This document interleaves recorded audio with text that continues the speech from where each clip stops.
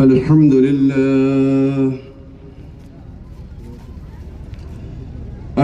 لله نحمده ونستعينه ونستغفره ونؤمن به ونتوكل عليه ونعوذ بالله من شرور أنفسنا ومن سيئات أعمالنا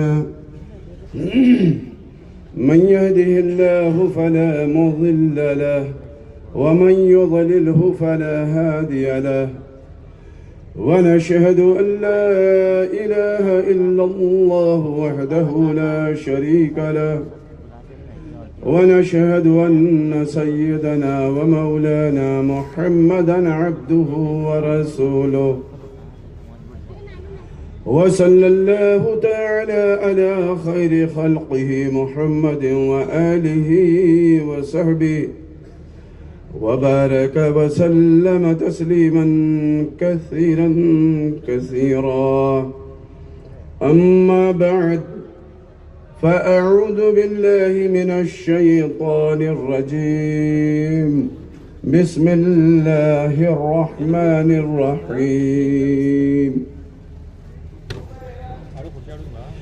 قل هذه سبيلي أدعو إلى الله على بصيرة أنا ومن اتبعني وسبحان الله وما أنا من المشركين وقال الله تبارك وتعالى ومن أحسن قولا ممن دعا إلى الله وعمل صالحا وقال إنني من المسلمين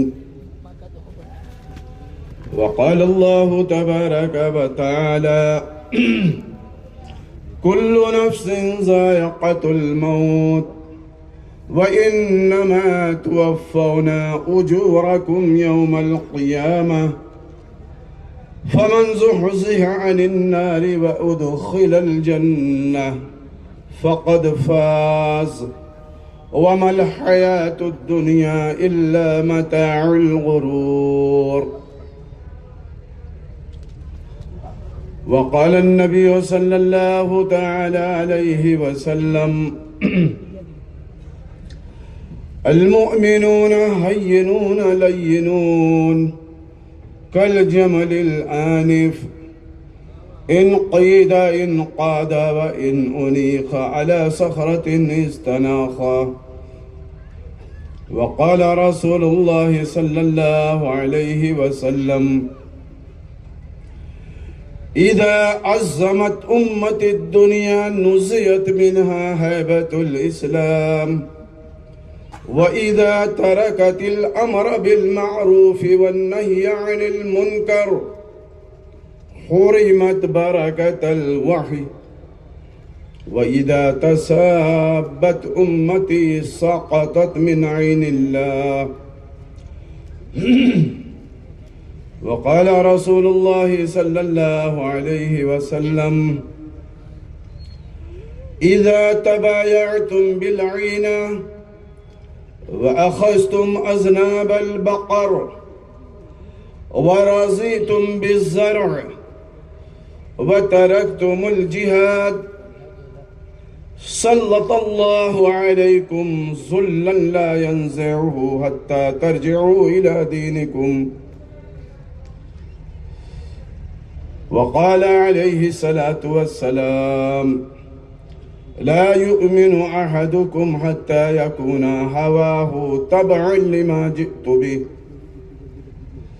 أو كما قال رسول الله صلى الله عليه وسلم قابل احترام بزرگوں اور بھائیوں،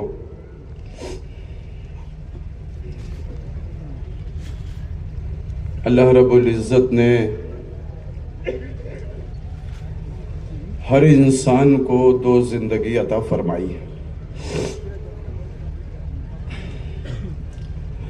انسان کی پہلی زندگی وہ ہے جو ولادت پر، پیدائش پر شروع ہوتی ہے اور موت پر ختم ہو جاتی ہے۔ اور انسان کی دوسری زندگی وہ ہے جو موت کے بعد شروع ہوتی ہے اور وہ زندگی کبھی ختم نہیں ہوتی۔ وَإِنَّ الدَّارَ الْآخِرَةَ لَهِيَ الْحَيْوَانُ لَوْ كَانُوا يَعْلَمُونَ۔ آخرت کی زندگی ہی اصل زندگی ہے اگر لوگوں کو علم ہو۔ تو میں نے یہ عرض کیا کہ ہر انسان کی پہلی زندگی جو پیدائش کے بعد شروع ہوتی ہے اور موت پر ختم ہو جاتی ہے، بزرگوں اور بھائیوں، یہ زندگی انسان کی عارضی زندگی ہے۔ یہ زندگی بہت محدود زندگی ہے اور بہت بسیط زندگی ہے، بہت تھوڑی زندگی ہے۔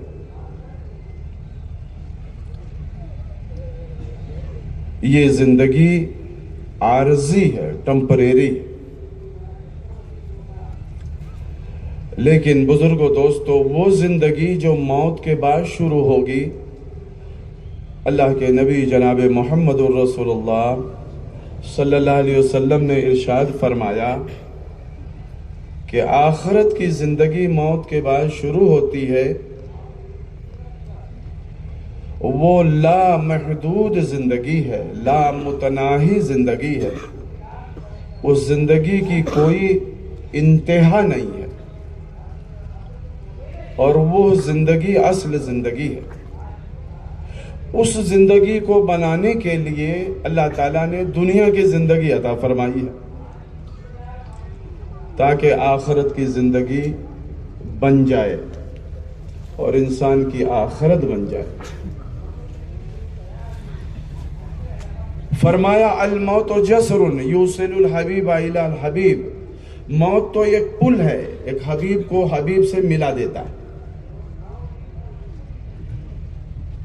موت، بزرگوں دوستو، حضرت جی مولانا محمد یوسف صاحب رحمت اللہ علیہ فرمایا کرتے تھے، موت حقیقت ہے، زندگی دھوکہ ہے۔ موت حقیقت ہے، زندگی دھوکہ ہے۔ دھوکے میں مت آؤ، حقیقت کی تیاری کرو۔ سمجھ رہے؟ مولانا یوسف صاحب رحمت اللہ علیہ کا یہ بیان ہے۔ زندگی دھوکہ ہے، موت حقیقت ہے، اور ہر انسان کے پیچھے موت، بزرگوں دوستو، وہ لگی ہوئی ہے۔ اللہ کے نبی صلی اللہ علیہ وسلم نے ارشاد فرمایا، صلو صلاۃ مودعین، نماز ایسی پڑھو گویا یہ تمہاری آخری نماز ہے۔ علماء نے لکھا ہے، بزرگوں دوستو، یہ صرف نماز کے بارے میں نہیں ہے بلکہ یہ 24 گھنٹے ہر عمل کے بارے میں ہے۔ نماز ایسی پڑھو گویا آخری نماز ہے۔ کھانا اس طرح کھاؤ اور سوچو گویا ہو سکتا ہے زندگی کا آخری کھانا ہو۔ پانی پیو تو سوچو ہو سکتا ہے زندگی کا آخری پانی پینا ہو۔ سو تو یہ سوچو ہو سکتا ہے زندگی کا آخری سونا ہو، میں سو کر نہ اٹھ سکوں۔ سفر میں جاؤ تو سوچو ہو سکتا ہے آخری سفر ہو، میں اس سفر سے نہ لوٹ سکوں۔ صرف وہ نماز کے بارے میں نہیں ہے بلکہ بزرگوں دوستو، ہر عمل کے بارے میں۔ اپنے کو مردوں میں شمار کرو۔ اصل زندگی آخرت کی ہے۔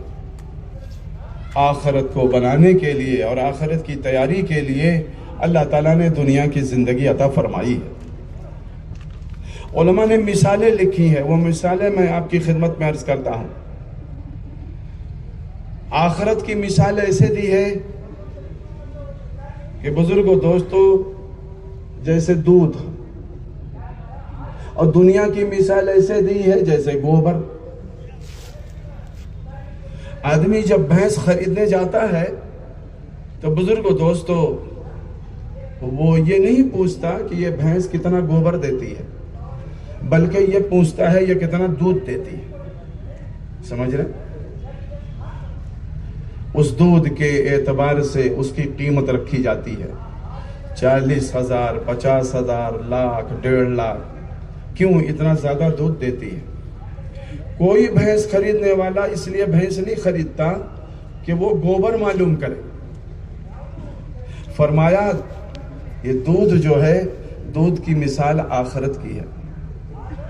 دودھ کے لیے بھینس کو خریدتا ہے، گوبر تو مفت میں آ جاتا ہے۔ گوبر کے لیے بھینس کو نہیں خریدا جاتا، گوبر مفت میں آتا۔ فرمایا ایسے آخرت کی مثال دودھ جیسی ہے اور دنیا کی مثال گوبر جیسی ہے۔ اللہ تعالیٰ جس کی آخرت بناتے ہیں اس کی دنیا بھی بنا دیتے ہیں۔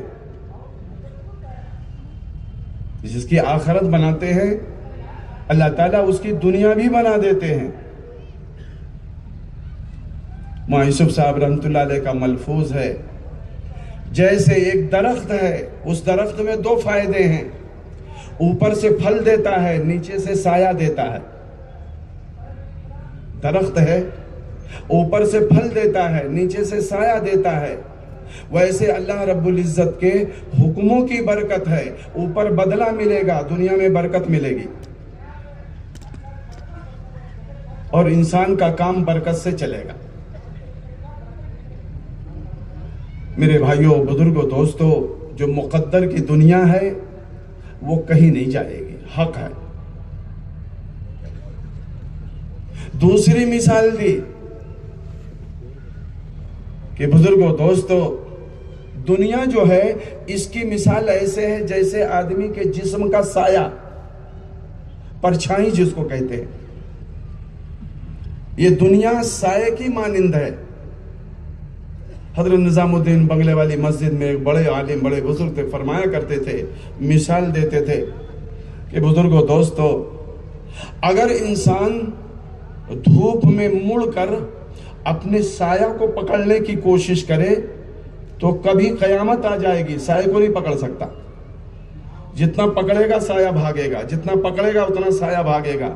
دنیا سایہ ہے، دنیا کے پیچھے مت دوڑو، کوئی پکڑ نہیں سکتا دنیا کو۔ فرمایا ہاں، طریقہ یہ ہے کہ اگر منہ موڑ لو، چلنا شروع کر دو، پکڑو مت اسے، اس سے منہ موڑ لو، بے رغبتی اختیار کر لو، استغنا کر لو، اور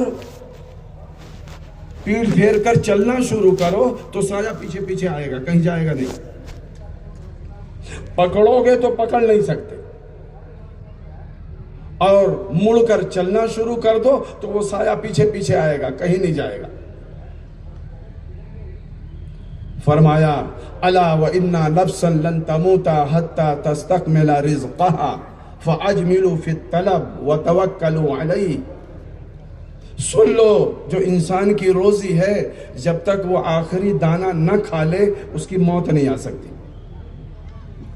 تو ایسا کرو، کمانے دھمانے میں اچھا طریقہ، فَأَجْمِلُوا فِي الطَّلَبِ، دنیا کے کمانے میں اچھا راستہ اختیار کرو، حلال راستہ اختیار کرو، وَتَوَكَّلُوا عَلَيْهِ، اور اللہ کی ذات پہ بھروسہ کرو۔ کس پر بھروسہ کرو؟ اللہ کی ذات پہ بھروسہ کرو۔ اللہ رب العزت نے بزرگوں، دوستوں، وعدہ فرمایا ہے، مَن يَتَّقِ اللَّهَ يَجْعَلْ لَهُ مَخْرَجًا وَيَرْزُقْهُ مِنْ حَيْثُ لَا يَحْتَسِبُ، جو تقوی اختیار کرے گا، يَجْعَلْ لَهُ مَخْرَجًا، اس کے لیے بہت سارے راستے اللہ نکال دے گا، بہت سارے راستے اللہ تعالیٰ اس کے لیے پیدا فرما دے گا تقوی کی برکت سے۔ یجعل لہ مخرجا ویرزقہ من حیث لا یحتسب، اور اس کے وہم و گمان کے خلاف اللہ روزی عطا فرمائے گا۔ کب؟ جب اندر تقوی پیدا ہوگا۔ حضرت مقداد بن اسود رضی اللہ تعالیٰ عنہ بڑے بھاری بھرکم صحابی تھے۔ تخت پہ بیٹھتے تھے تو جسم کا ان کا گوشت اور چمڑا تخت سے باہر لٹکتا تھا۔ بڑے تقوی والے، اور بزرگوں دوستو، خوف خدا زندگی کے اندر موجود، تقوی موجود. پیشاب کرنے کے لیے بیٹھ گئے. حیات الصحابہ میں واقعہ لکھا ہے، اور آپ سنتے ہیں برابر. پیشاب کرنے بیٹھے تو پیشاب کر رہے تھے تو بغل میں ایک سوراخ تھا، ایک بل تھی، ایک سوراخ. تو اس سوراخ سے چوہا نکلا، اور وہ چوہا آیا تو ایک اشرفی لے کے گیا، اوپر رکھ کر گیا. دوبارہ دوسری لایا، تیسری لایا، ایسے 17 اشرفی لایا، باہر رکھ دیا. سمجھ رہے؟ اور روایتوں میں یہ ہے کہ آخر میں کپڑا بھی لے کے آیا کہ اب نہیں ہے، 17 اشرفی ہے، یہ کپڑا ہے، اسی میں رکھ لو. 17 اشرفی. حضرت مقداد رضی اللہ تعالیٰ عنہ نے کپڑے میں اشرفی رکھ لی اور لے گئے. کہتے 6 صفات میں تیسری صفت علم اور ذکر ہے. تحقیق کا جذبہ پیدا ہو جائے. اس وقت اللہ کیا چاہتے ہیں ہمیں؟ حلال کیا ہے، حرام کیا ہے، جائز کیا ہے، ناجائز کیا ہے. ہم علم کی روشنی میں کام کریں. جہالت اللہ کو نہیں پسند ہے. جہالت سے نکلنے کے لیے علم عطا فرمایا، غفلت سے نکلنے کے لیے اپنا ذکر عطا فرمایا تاکہ اللہ کا دھیان پیدا ہو جائے. تو وہ مقداد رضی اللہ تعالیٰ عنہ خوب سمجھتے تھے کہ مجھے اسے کیا کرنا ہے. تو پیارے نبی صلی اللہ علیہ وسلم کی خدمت میں وہ حاضر ہوئے، خدمت نبوی میں حاضر ہوئے. حاضر ہونے کے بعد عرض کیا، یا رسول اللہ صلی اللہ علیہ وسلم، میں پیشاب کرنے بیٹھا تھا اور ایک چوہا سوراخ سے وہ اشرفی لے کے آیا، 17 اشرفی، کپڑا بھی لے کے آیا، تو میں نے اس کو لے لیا. اللہ کے رسول صلی اللہ علیہ وسلم، کیا مسئلہ ہے میرے لیے؟ یہ پوچھا جا رہا. اچھا، آج مصیبت یہ ہے بزرگوں دوستو، کہتے ہیں کہ جو نہیں جانتا وہ مسئلہ بتانا شروع کر دیتا ہے. بھئی آپ کو علم نہیں ہے، آپ مسئلہ مت بتاؤ. ٹھیک ہے، آپ کا 4 مہینہ لگ گیا ہے، لیکن آپ کے پاس علم نہیں ہے تو مسئلے مت بتاؤ. مسئلہ عالم سے پوچھو، فتویٰ مفتی سے پوچھو. یہ جانکار اور علم والے لوگ ہیں. گھر کا نقشہ بنانا ہو تو عالم سے نہیں پوچھا جائے گا، مفتی سے نہیں پوچھا جائے گا. جاؤ انجینئر کے پاس، جو جس لائن کا آدمی ہو اس کے پاس جاؤ. مقدمہ لڑنا ہو تو انجینئر کے پاس نہیں جائیں گے، وہ وکیل کے پاس جائیں گے. وکیل اس لائن کا آدمی ہے، وہ قانون جانتا ہے. کوئی بیمار ہے تو وہ وکیل کے پاس اور انجینئر کے پاس نہیں جائے گا، وہ ڈاکٹر کے پاس جائے گا. جو جس لائن کا ماہر ہے اس کے پاس جاؤ. تو بزرگوں دوستو، بہت سارے بھائی جن کو علم نہیں ہے تو وہ مسئلہ بتانا شروع کر دیتے ہیں. کہتے ہیں یہ اچھی بات نہیں ہے، نہیں بتانا چاہیے. ادھوری معلومات علماء کے پاس بھیج دو، مفتیان کرام کے پاس بھیج دو، اپنے بڑوں کے پاس بھیج دو. بھائی جاؤ ان سے معلوم کر لو، اسی میں عافیت ہے. مقداد رضی اللہ تعالیٰ عنہ نے بزرگوں دوستو پوچھا، اللہ کے رسول صلی اللہ علیہ وسلم میں کیا کروں؟ کتنی اچھی بات ہے، پوچھ کے چلنا، پوچھ کے چلنا. فرمایا جو پوچھ کے چلے گا وہ جنت میں چلا جائے گا، اور جو پوچھنے سے شرمائے گا وہ جہنم میں چلا جائے گا. میرے بھائیوں، بزرگوں دوستو، ایک آدمی پہلی دفعہ ہاسپٹل گیا، پہلی دفعہ اسپتال میں گیا، صدر ہاسپٹل میں گیا، کبھی گیا نہیں تھا. اس کو یہ نہیں معلوم ہے کہ کان کا ڈاکٹر کہاں بیٹھتا ہے، اور ناک اور گلے کا ڈاکٹر کہاں بیٹھتا ہے، اور نیورو سرجن کہاں بیٹھتا ہے، اور یہ سرجن آپریشن والا یہ کہاں ہے، اور فزیشین کہاں بیٹھتا ہے، بچوں کا ڈاکٹر کہاں ہے. کون ہے کہ صدر ہاسپٹل ہے ضلع کا، پہلی دفعہ گیا ہے. تو اس کو سب سے پہلے دروازے پر وہ جھاڑو لگانے والی بھنگی عورت مل جاتی ہے، اسپتال میں جھاڑو لگاتی ہے. تو اس سے معلوم پوچھ لیتا ہے، بتاؤ بھائی وہ فلاں ڈاکٹر صاحب کہاں بیٹھتے ہیں. بھائی پوچھتا نہیں پوچھتا ہے، کوئی شرماتا نہیں، پوچھ لو بتا دے گی، وہ ادھر چلے جاؤ، بورڈ لگا ہوا ہے ان کے پاس چلے جانا، شرماتا نہیں آدمی۔ لیکن دین کا معاملہ ہو تو شرماتا ہے، لوگ کہیں گے کہ یہ جانتا نہیں، اس کو علم نہیں ہے۔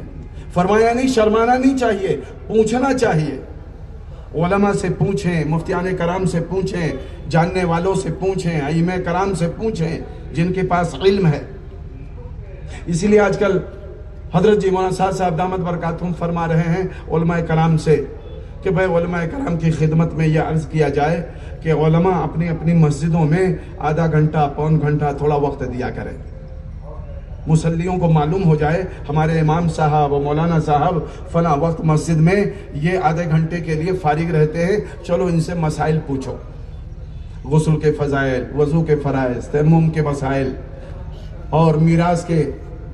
بزرگوں دوستو، تاکہ نماز صحیح ہو جائے اور علم کی روشنی میں لوگ زندگی گزارے۔ مسجد کی سطح سے عمومیت کے ساتھ علم پھیل رہا تھا۔ اللہ کے نبی صلی اللہ علیہ وسلم جب وحی نازل ہوتی تھی تو بزرگوں دوستو صحابہ کو مسجد نبوی میں بتا دیتے تھے۔ مسجد نبوی درسگاہ تھی اور صفہ چبوترا یہ قیام گاہ تھی، 70-72 کی تعداد ہوتی تھی، وہ دین سیکھتے تھے۔ صدقے کا مال آتا تھا تو آپ ان کو کھلا دیتے تھے، ہدیے کا مال آتا تھا آپ خود بھی شریک رہتے تھے۔ سمجھ رہے ہیں؟ اللہ کے نبی صلی اللہ علیہ وسلم نے معلوم فرمایا، اور معلوم کیا فرمایا؟ گزر رہے تھے، دیکھا ابو ہریرہ رضی اللہ تعالیٰ عنہ بزرگوں دوستو وہ لیٹے ہوئے ہیں، ابو بکر رضی اللہ تعالیٰ عنہ گزرے، انہوں نے سلام کیا تو وہ تو گزر گئے، نہیں سمجھ سکے۔ عمر رضی اللہ تعالیٰ عنہ گزرے، ابو ہریرہ رضی اللہ تعالیٰ عنہ سلام کیا، وہ بھی نہیں سمجھ سکے۔ اللہ کے نبی صلی اللہ علیہ وسلم گزرے تو اللہ کے نبی صلی اللہ علیہ وسلم سمجھ گئے، فرمایا ابو ہریرہ آؤ ہمارے پاس، ہمارے ساتھ چلو۔ گئے تو معلوم کیا، گھر میں معلوم کرو کچھ کھانے پینے کو ہے، اور یہ بھوکے تھے۔ کون؟ ابو ہریرہ رضی اللہ تعالیٰ عنہ، جو رئیس المحدثین ہیں، امام المحدثین ہیں، سب سے زیادہ روایتیں انہی کی نقل کی گئی ہیں۔ تو پتہ چلا دودھ کا ایک پیالہ ہے، دودھ کا ایک پیالہ ہے اور وہ ہدیے میں آیا ہے۔ تو آپ صلی اللہ علیہ وسلم نے ارشاد فرمایا کہ وہ دودھ کا پیالہ لایا گیا۔ ابو ہریرہ رضی اللہ تعالیٰ فرماتے ہیں مجھے اتنی بھوک اور پیاس لگی تھی کہ میں سوچ رہا تھا ایک پیالے میں میرا کیا ہوگا، لیکن وہ پیالہ لایا گیا تو اللہ کے نبی صلی اللہ علیہ وسلم نے ارشاد فرمایا ابو ہریرہ جاؤ اصحاب صفہ کو بلا لاؤ، اور وہ تعداد ان کی 70-72 کی تھی۔ تو کہنے لگے پھر میرا کیا بنے گا؟ حدیث شریف ہے۔ تو خود دوسری جگہ روایت فرماتے ہیں میں سوچ رہا تھا کہ مجھ کو بلانے کے لیے بھیجا جا رہا ہے، کہیں ایسا نہ ہو مجھے کو کہا جائے تمہیں پلاؤ، تو آخر میں بچے بھی نہ۔ میرے بھائیوں بزرگوں دوستوں بلا کر لائے اور وہی ہوا۔ فرماتے جس کا ڈر تھا وہی ہوا۔ ایک روایت میں لکھا ہے کہ میں داہنے کھڑا ہو گیا جلدی سے، اس لیے کہ سنت ہے داہنے سے شروع کیا جائے، تو سب سے پہلے مجھے کو ملے گا۔ جیسے بعض لوگ بارات میں جاتے ہیں نا، رشتہ داری میں جاتے، بڑے ہوشیار ہوتے ہیں، کہتے پہلی شفٹ میں کھا لو ورنہ کہیں کھانا ختم نہ ہو جائے اور شوربہ ختم نہ ہو جائے۔ سمجھ رہے؟ ابو ہریرہ رضی اللہ تعالیٰ عنہ داہنے ہیں، کہے میں جو ڈر رہا تھا وہی ہوا، اور وہ یہ ہوا۔ فرمایا اللہ کے نبی صلی اللہ علیہ وسلم ابو ہریرہ ادھر آؤ، لو سب کو پلاؤ، ایک پیالہ دودھ 72 آدمیوں کو پلانا ہے۔ سب کو پلاتے گئے پلاتے گئے پلاتے گئے، سب نے آسودہ ہو کر شکم سیر پی لیا، دودھ جتنا تھا اتنا بچا رہ گیا۔ اللہ کے نبی صلی اللہ علیہ وسلم مسکرانے لگے، فرمایا ابو ہریرہ اب تو تم اور میں باقی ہیں، کہ ہاں۔ تو آپ نے یہ فرمایا کہ ابو ہریرہ میں پی لوں تو تم پینا، سنت ہے پہلے دوسروں کو پلاؤ۔ فرمایا ابو ہریرہ تم پیو۔ اللہ اکبر، امام الانبیاء ہیں، سید الرسل ہیں، فخر دو عالم ہیں، رحمت للعالمین ہیں، محسن انسانیت ہیں، بعد از خدا بزرگ توئی قصہ مختصر۔ اللہ کے بعد اگر کسی کا مقام و مرتبہ ہے تو حضرت محمد صلی اللہ علیہ وسلم کا ہے۔ عمل دیکھیے آپ۔ فرمایا ابو ہریرہ تم پیو، تو وہ پیا فرمایا اور پیو، اور پیا، فرمایا اور پیو، اور پیا، پھر فرمایا اور پیو. کہنے لگا اللہ کے رسول صلی اللہ علیہ وسلم اب تو یہاں تک آ گیا ہے، اب اگر پیوں گا تو مجھ سے نکل جائے گا. اللہ کے نبی صلی اللہ علیہ وسلم نے ارشاد فرمایا لاؤ اب میں پیتا ہوں. 70-72 کا منہ لگا. اسلام میں چھوا چھات نہیں ہے، وہ تو غیروں کے ہاں، اغیار کے ہاں ہے. اور اس کے بعد اللہ کے نبی صلی اللہ علیہ وسلم نے نوش فرمایا. میں اس پہ ہی عرض کر رہا تھا بزرگوں دوستو کہ پوچھ پوچھ کے چلنا، پوچھ پوچھ کے چلنا. تو مقداد بن اسود رضی اللہ تعالیٰ عنہ نے معلوم کیا یا رسول اللہ صلی اللہ علیہ وسلم میں کیا کروں، یہ 17 اشرفی ملی ہے. تو آپ نے یہ ارشاد فرمایا مقداد تم نے سوراخ میں ہاتھ تو نہیں ڈالا تھا، بل کے اندر ہاتھ تو نہیں ڈالا تھا؟ کہ نہیں ہاتھ نہیں ڈالا تھا. اللہ کے رسول صلی اللہ علیہ وسلم چوہا خود بخود لے کے آیا. اللہ کے نبی صلی اللہ علیہ وسلم نے ارشاد فرمایا کہ اللہ تعالیٰ نے غیب سے تمہارے لیے روزی عطا فرمائی ہے اور لے جاؤ تم اپنی ضرورتوں میں خرچ کرو. اپنی ضرورتوں میں تقوی پر روزی ملی. حضرت امام صاحب دامت برکاتہم فرمانے لگے ہم اور آپ تقوی پہ تو آ جائیں تو نماز پڑھتے روزی نہیں، پیشاب کرتے کرتے روزی ملے گی. سمجھ رہے بھائی؟ نماز تو بہت بڑی عبادت ہے، نماز پڑھتے پڑھتے نہیں، پیشاب کرتے کرتے روزی ملے گی. وَأْمُرْ أَهْلَكَ بِالصَّلَاةِ وَاسْتَبِرْ عَلَيْهَا لَا نَسْأَلُكَ رِزْقًا نَحْنُ نَرْزُقُكَ وَالْعَاقِبَةُ لِلتَّقْوَىٰ. وَأْمُرْ أَهْلَكَ بِالصَّلَاةِ. پیارے نبی صلی اللہ علیہ وسلم اپنے گھر والوں کو نماز کا حکم کیجئے اور اس پر جمے رہیے. ہم آپ سے روزی کموانا نہیں چاہتے، روزی تو ہم دیں گے. ایک بھول پوری امت سے ہو گئی، ایک بھول پوری امت مسلمہ سے ہو گئی، اور پوری امت مسلمہ خاص طور سے، عام طور سے سارے انسان اس میں شامل ہیں. سب نے یہ سمجھ لیا کہ ہمارے دنیا میں پیدا ہونے کا مقصد کمانا کھانا ہے. مقصد زندگی اور منزل زندگی کیا ہے؟ کمانا کھانا. کوئی نوکری کے ذریعے، کوئی کھیتی کے ذریعے، کوئی تجارت کے ذریعے، کوئی دھندے کے ذریعے، اور کوئی سعودیہ جا کر، کوئی امریکہ جا کر، اور کوئی بزرگوں دوستوں سنگاپور جا کر، کوئی اپنے مقام پہ رہ کر. ہر چھوٹے بڑے اور پڑھے لکھے کے دماغ میں یہ ہے ہم پیدا ہوئے ہیں کمانے کے لیے. کمانا کھانا، کمانا کھانا. ایک عالم فرمانے لگے کسان کیا سمجھتا ہے؟ کسان یہ سمجھتا ہماری زندگی کا مقصد یہ ہے کھیتی کرو، کھیتی میں غلہ پیدا کرو، جو کھیت کا ہے وہ پیٹ میں، اور پیٹ کی گندگی کھیت میں. سمجھ رہے؟ کھیت کا پیٹ میں اور پیٹ کا کھیت میں، اس سے آگے کوئی مقصد نہیں. ایک آدمی تھا بیچارہ غیر ایمان والا، تو جب بیت الخلا کے لیے جاتا تھا تو دوسرے کے کھیت میں، جنگلوں میں، تو دوسروں کے کھیت میں نہیں بیٹھتا تھا، وہ اپنے جنگل میں اپنے کھیت میں بیٹھتا تھا. ایک صاحب نے کہا ارے بھائی سب لوگ تو ادھر ادھر چلے جاتے ہیں پردے میں، تو کہنے لگا نہیں یہ کھاد ہے اور یہ جو ہے اپنے کھیت میں تو فائدہ دے گا، اناج زیادہ پیدا ہوگا، تو ہم دوسرے کے جنگل اور کھیت میں کیوں بیٹھیں اور پاخانہ کریں، اپنے کھیت میں بیٹھتے ہیں. تو اس کو فرمایا ایک بزرگ نے کہ کسان تو یہ سوچ رکھا ہے جو کھیت سے پیدا ہوا وہ پیٹ میں، اور جو پیٹ کی گندگی ہے وہ کھیت میں، اس سے آگے کچھ نہیں. پوری امت سے یہ بھول ہو گئی. بزرگوں دوستوں بھول اس لیے ہوگی محنت چھوٹ گئی. روزی روٹی کو لوگوں نے مقصود بنا لیا. مقصود زندگی کیا ہے؟ روزی روٹی.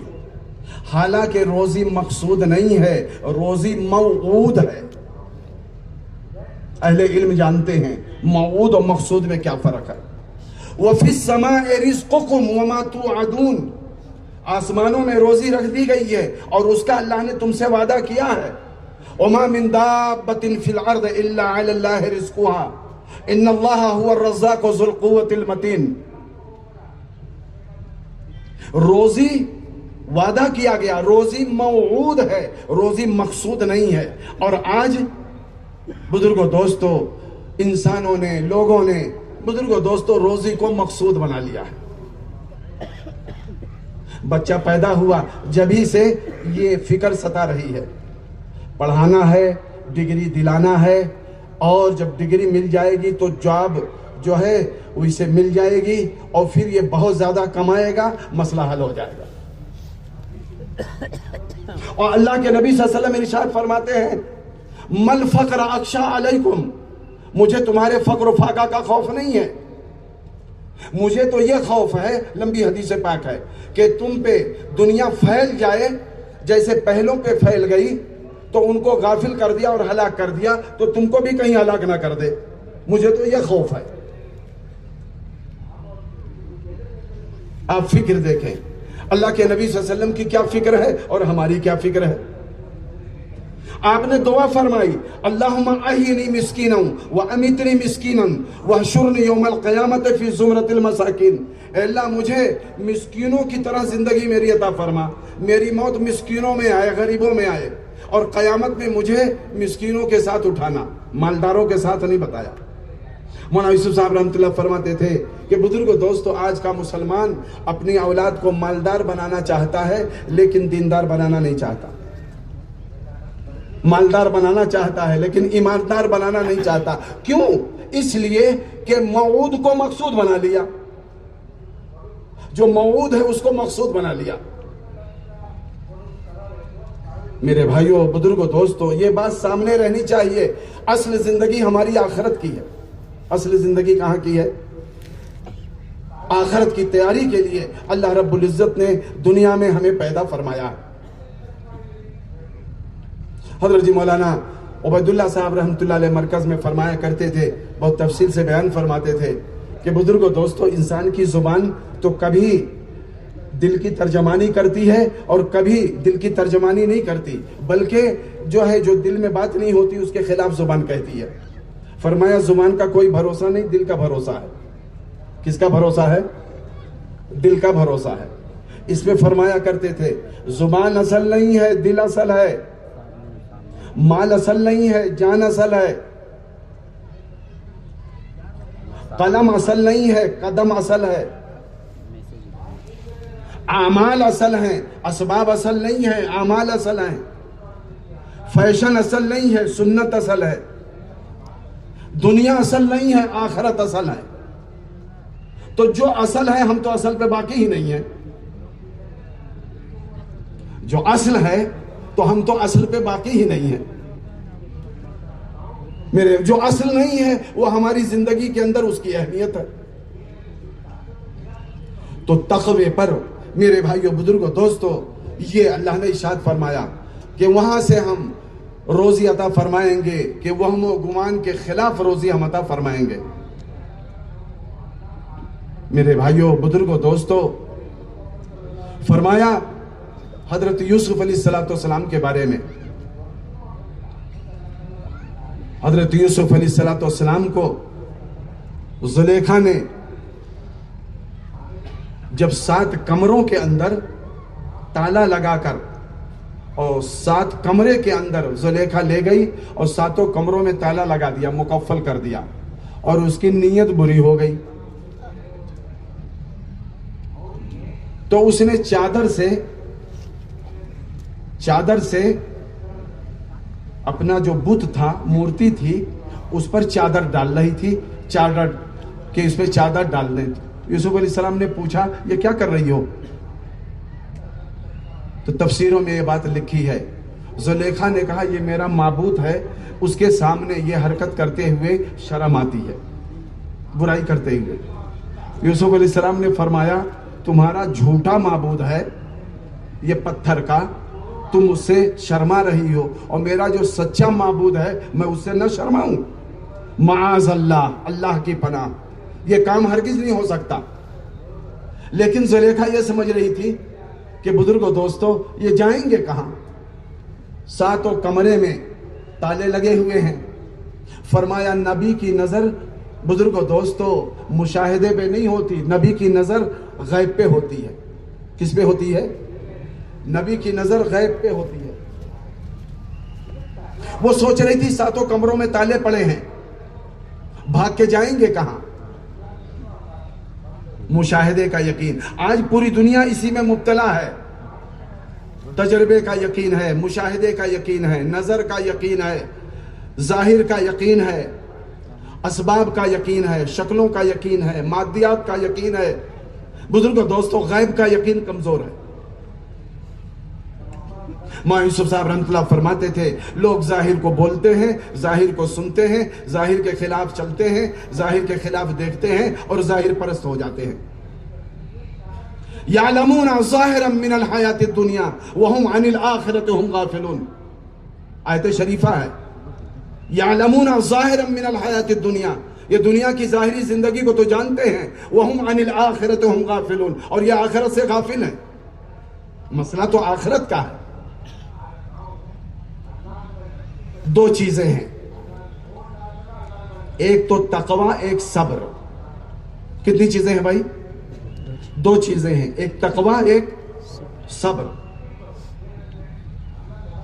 اگر یہ دو صفت کسی کی زندگی میں حقیقت کے اعتبار سے بزرگوں اور بھائیوں پیدا ہو گئی تو دنیا کی کوئی طاقت اس کا بال بیکا نہیں کر سکتی۔ صرف دو صفت، تقوی اور صبر۔ مولانا یوسف صاحب رحمۃ اللہ علیہ کے بیان میں ہے، تقوی کا تعلق اوپر والے اللہ سے ہے اور صبر کا تعلق نیچے والے بندوں سے ہے۔ اللہ تقوی چاہتا ہے، بندوں کے درمیان رہ کے بزرگوں دوستوں صبر اختیار کرو۔ یوسف علیہ السلام کے بارے میں فرمایا گیا، اِنَّهُ مَن يَتَّقِي وَيَصْبِرْ فَإِنَّ اللَّهَ لَا يُضِيعُ أَجْرَ الْمُحْسِنِينَ۔ بے شک جو تقوی اختیار کرتا ہے، جو صبر اختیار کرتا ہے، اللہ تعالیٰ ایسے جو ہے لوگوں کے محنت کو ضائع نہیں فرماتے ہیں۔ حضرت یوسف علیہ السلام، زلیخا سوچ رہی بھاگ کے جائیں گے کہاں، لیکن یوسف علیہ السلام نے دکھلایا، فرمایا کہ میرے اختیار میں دروازے تک دوڑنا ہے، جتنا میرے اختیار میں ہے اتنا تو میں کروں، اور جتنا اللہ کے اختیار میں ہوگا اللہ اتنا کرے گا۔ لیکن پہلے بندہ وہ کرے جتنا بندے کے اختیار میں ہے، پہلے ہاتھ پہ ہاتھ رکھ کے اور ہاتھ پہ ہاتھ دھر کر بیٹھے نہ، میں تو مجبور ہوں، کیا کروں، راستہ کوئی نہیں ہے، حرام کمائی ہے میں جانتا ہوں، لیکن چھوڑوں کیسے، پہلے دوسرا کوئی مل جائے تو حرام چھوڑ کے حلال کوئی روزی اختیار کروں، لیکن پہلے حلال ملے تب تو حرام چھوڑوں۔ فرمایا نہیں، پہلے حرام چھوڑو پھر اللہ حلال کا انتظام فرمائے گا۔ حضرت یوسف علیہ السلام نے میرے بھائیوں بزرگوں دوستوں کیا کیا کہ نظر پر اور مشاہدے پر یقین نہیں تھا، غیب پر یقین تھا۔ فرمایا جتنا میرے بس میں ہے اتنا میں دوڑوں، تو دوڑ لگائی، اور جب دوڑ لگائی اللہ کی ذات پہ بھروسہ کر کے، تو پہلے کمرے کا جو دروازے میں تالا لگا تھا قفل وہ ٹوٹ گیا، دوسرے کا ٹوٹا، تیسرے کا ٹوٹا، چوتھے کا ٹوٹا، ساتوں دروازوں کے تالے ٹوٹ گئے، اور حضرت یوسف علیہ السلام باہر نکل گئے، اور پیچھے سے زلیخا نے دامن کو پکڑا، پیچھے سے دامن پھٹ بھی گیا۔ ارے بتاؤ بھائی، اللہ نے راستہ نکالا نہیں نکالا؟ جتنا ہمارے بس میں ہے ہم کریں۔ تقوی کا تعلق اللہ سے، صبر کا تعلق بندے سے۔ یوسف علیہ السلام کو بھائیوں نے بہت ستایا، بہت ستایا، کنویں میں لے گئے، بزرگوں دوستوں مشورہ کیا، تو مشورے میں کسی نے کہا مار ڈالو، کسی نے کہا کچھ کر دو، کسی نے کچھ کر دو، کہ ایک بھائی نے کہا ایسا کرو، مارو اور نہیں، کنویں میں ڈال دو، کپڑا نکال دو، ننگے کنویں میں ڈال دو۔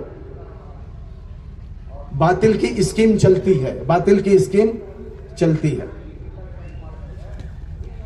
آدمی دھوکے میں آ جاتا ہے کہ باطل تو کامیاب ہے، لیکن جب اللہ کے حکموں پر آدمی قدم اٹھاتا ہے اور اللہ کے حکموں پر یہ یقین کر کے اللہ کے وعدوں پر یقین کرتا ہے، تو اللہ تعالیٰ اس بندے کے ساتھ غیبی نظام کو ساتھ کر دیتے ہیں اور ظاہری اسکیم کو پھیل کر دیتے ہیں۔ حضرت یوسف علیہ السلام کو بھائیوں نے کنویں میں ڈال دیا اور کپڑا اتار کر جھوٹا خون لگا کے لائے۔ بے دمن کذب کا لفظ آیا ہے، جھوٹا خون لگا کے آئے، اور کیسے آئے؟ روتے ہوئے آئے۔ یعقوب علیہ السلام نے پوچھا کیا کیا تم لوگوں نے یوسف کو؟ لے گئے تھے کہ جنگل میں کھیلے گا کودے گا، اب ہوا اچھی ہے، اور حسد کی وجہ سے لے گئے تھے کہ یوسف سے بہت محبت ہے، یوسف کو دور کر دو تو ہم لوگوں سے محبت کریں گے۔ बुजुर्गों दोस्तों, तो भाइयों ने कहा रोते हुए कि हमारी बातों पर आपको यकीन तो नहीं होगा, अकलहु ज़िब, भेड़िया खा गया। याकूब अलैहिस्सलाम कहने लगे कि भेड़िया इतना होशियार था इंसानों की तरह कि वो कपड़ा उतार दिया है और कहीं कपड़ा फटा भी नहीं, कपड़ा उतार कर लाए थे। दरोगरा कुव्वत हाफजा न बाशर, झूठे आदमी को कुव्वत हाफजा नहीं होती कि मैं क्या कह रहा हूं और क्या कहना चाहिए, तो वो पकड़े गए। अल्लाह का निजाम देखिए, कुछ दिनों के लिए ये स्कीम चलती है, लेकिन अल्लाह का गैबी निजाम साथ साथ चलता है। मुझे पूरा वाकया नहीं सुनाना मकसूद है, मुझे ये बताना मकसूद है। कुएं में डाल दिए गए, काफिला आया पानी पीने के लिए, जब डोल डाला तो इन्होंने बुजुर्गों दोस्तों डोल को पकड़ लिया। उन लोगों ने देखा बड़ा खूबसूरत ये बच्चा है, निकाला गया, मिस्र के बाजार में बेचा गया। अजीज मिस्र ने खरीदा, हालात आए। बंगले वाली मस्जिद में एक बुजुर्ग फरमाने लगे, गरीबी में आदमी फितने से मुजाहिदे में बचता है। आप गौर फरमाएं, जब तक मुजाहिदे में रहता है तो वो फितने से बचा रहता है, और जब पैसे की रेल पेल हो जाती है और बहुत ज्यादा दौलत आ जाती है तो फितने में पड़ जाता है। फरमाया करते थे कि मुजाहिदे वाली जिंदगी हिफाजत वाली जिंदगी है और महल वाली जिंदगी फितने वाली जिंदगी है। यूसुफ अलैहिस्सलाम जब तक मुजाहिदे में थे हिफाजत थी, लेकिन महल में चले गए तो फितने में पड़ गए और जुलेखा आशिक हो गई।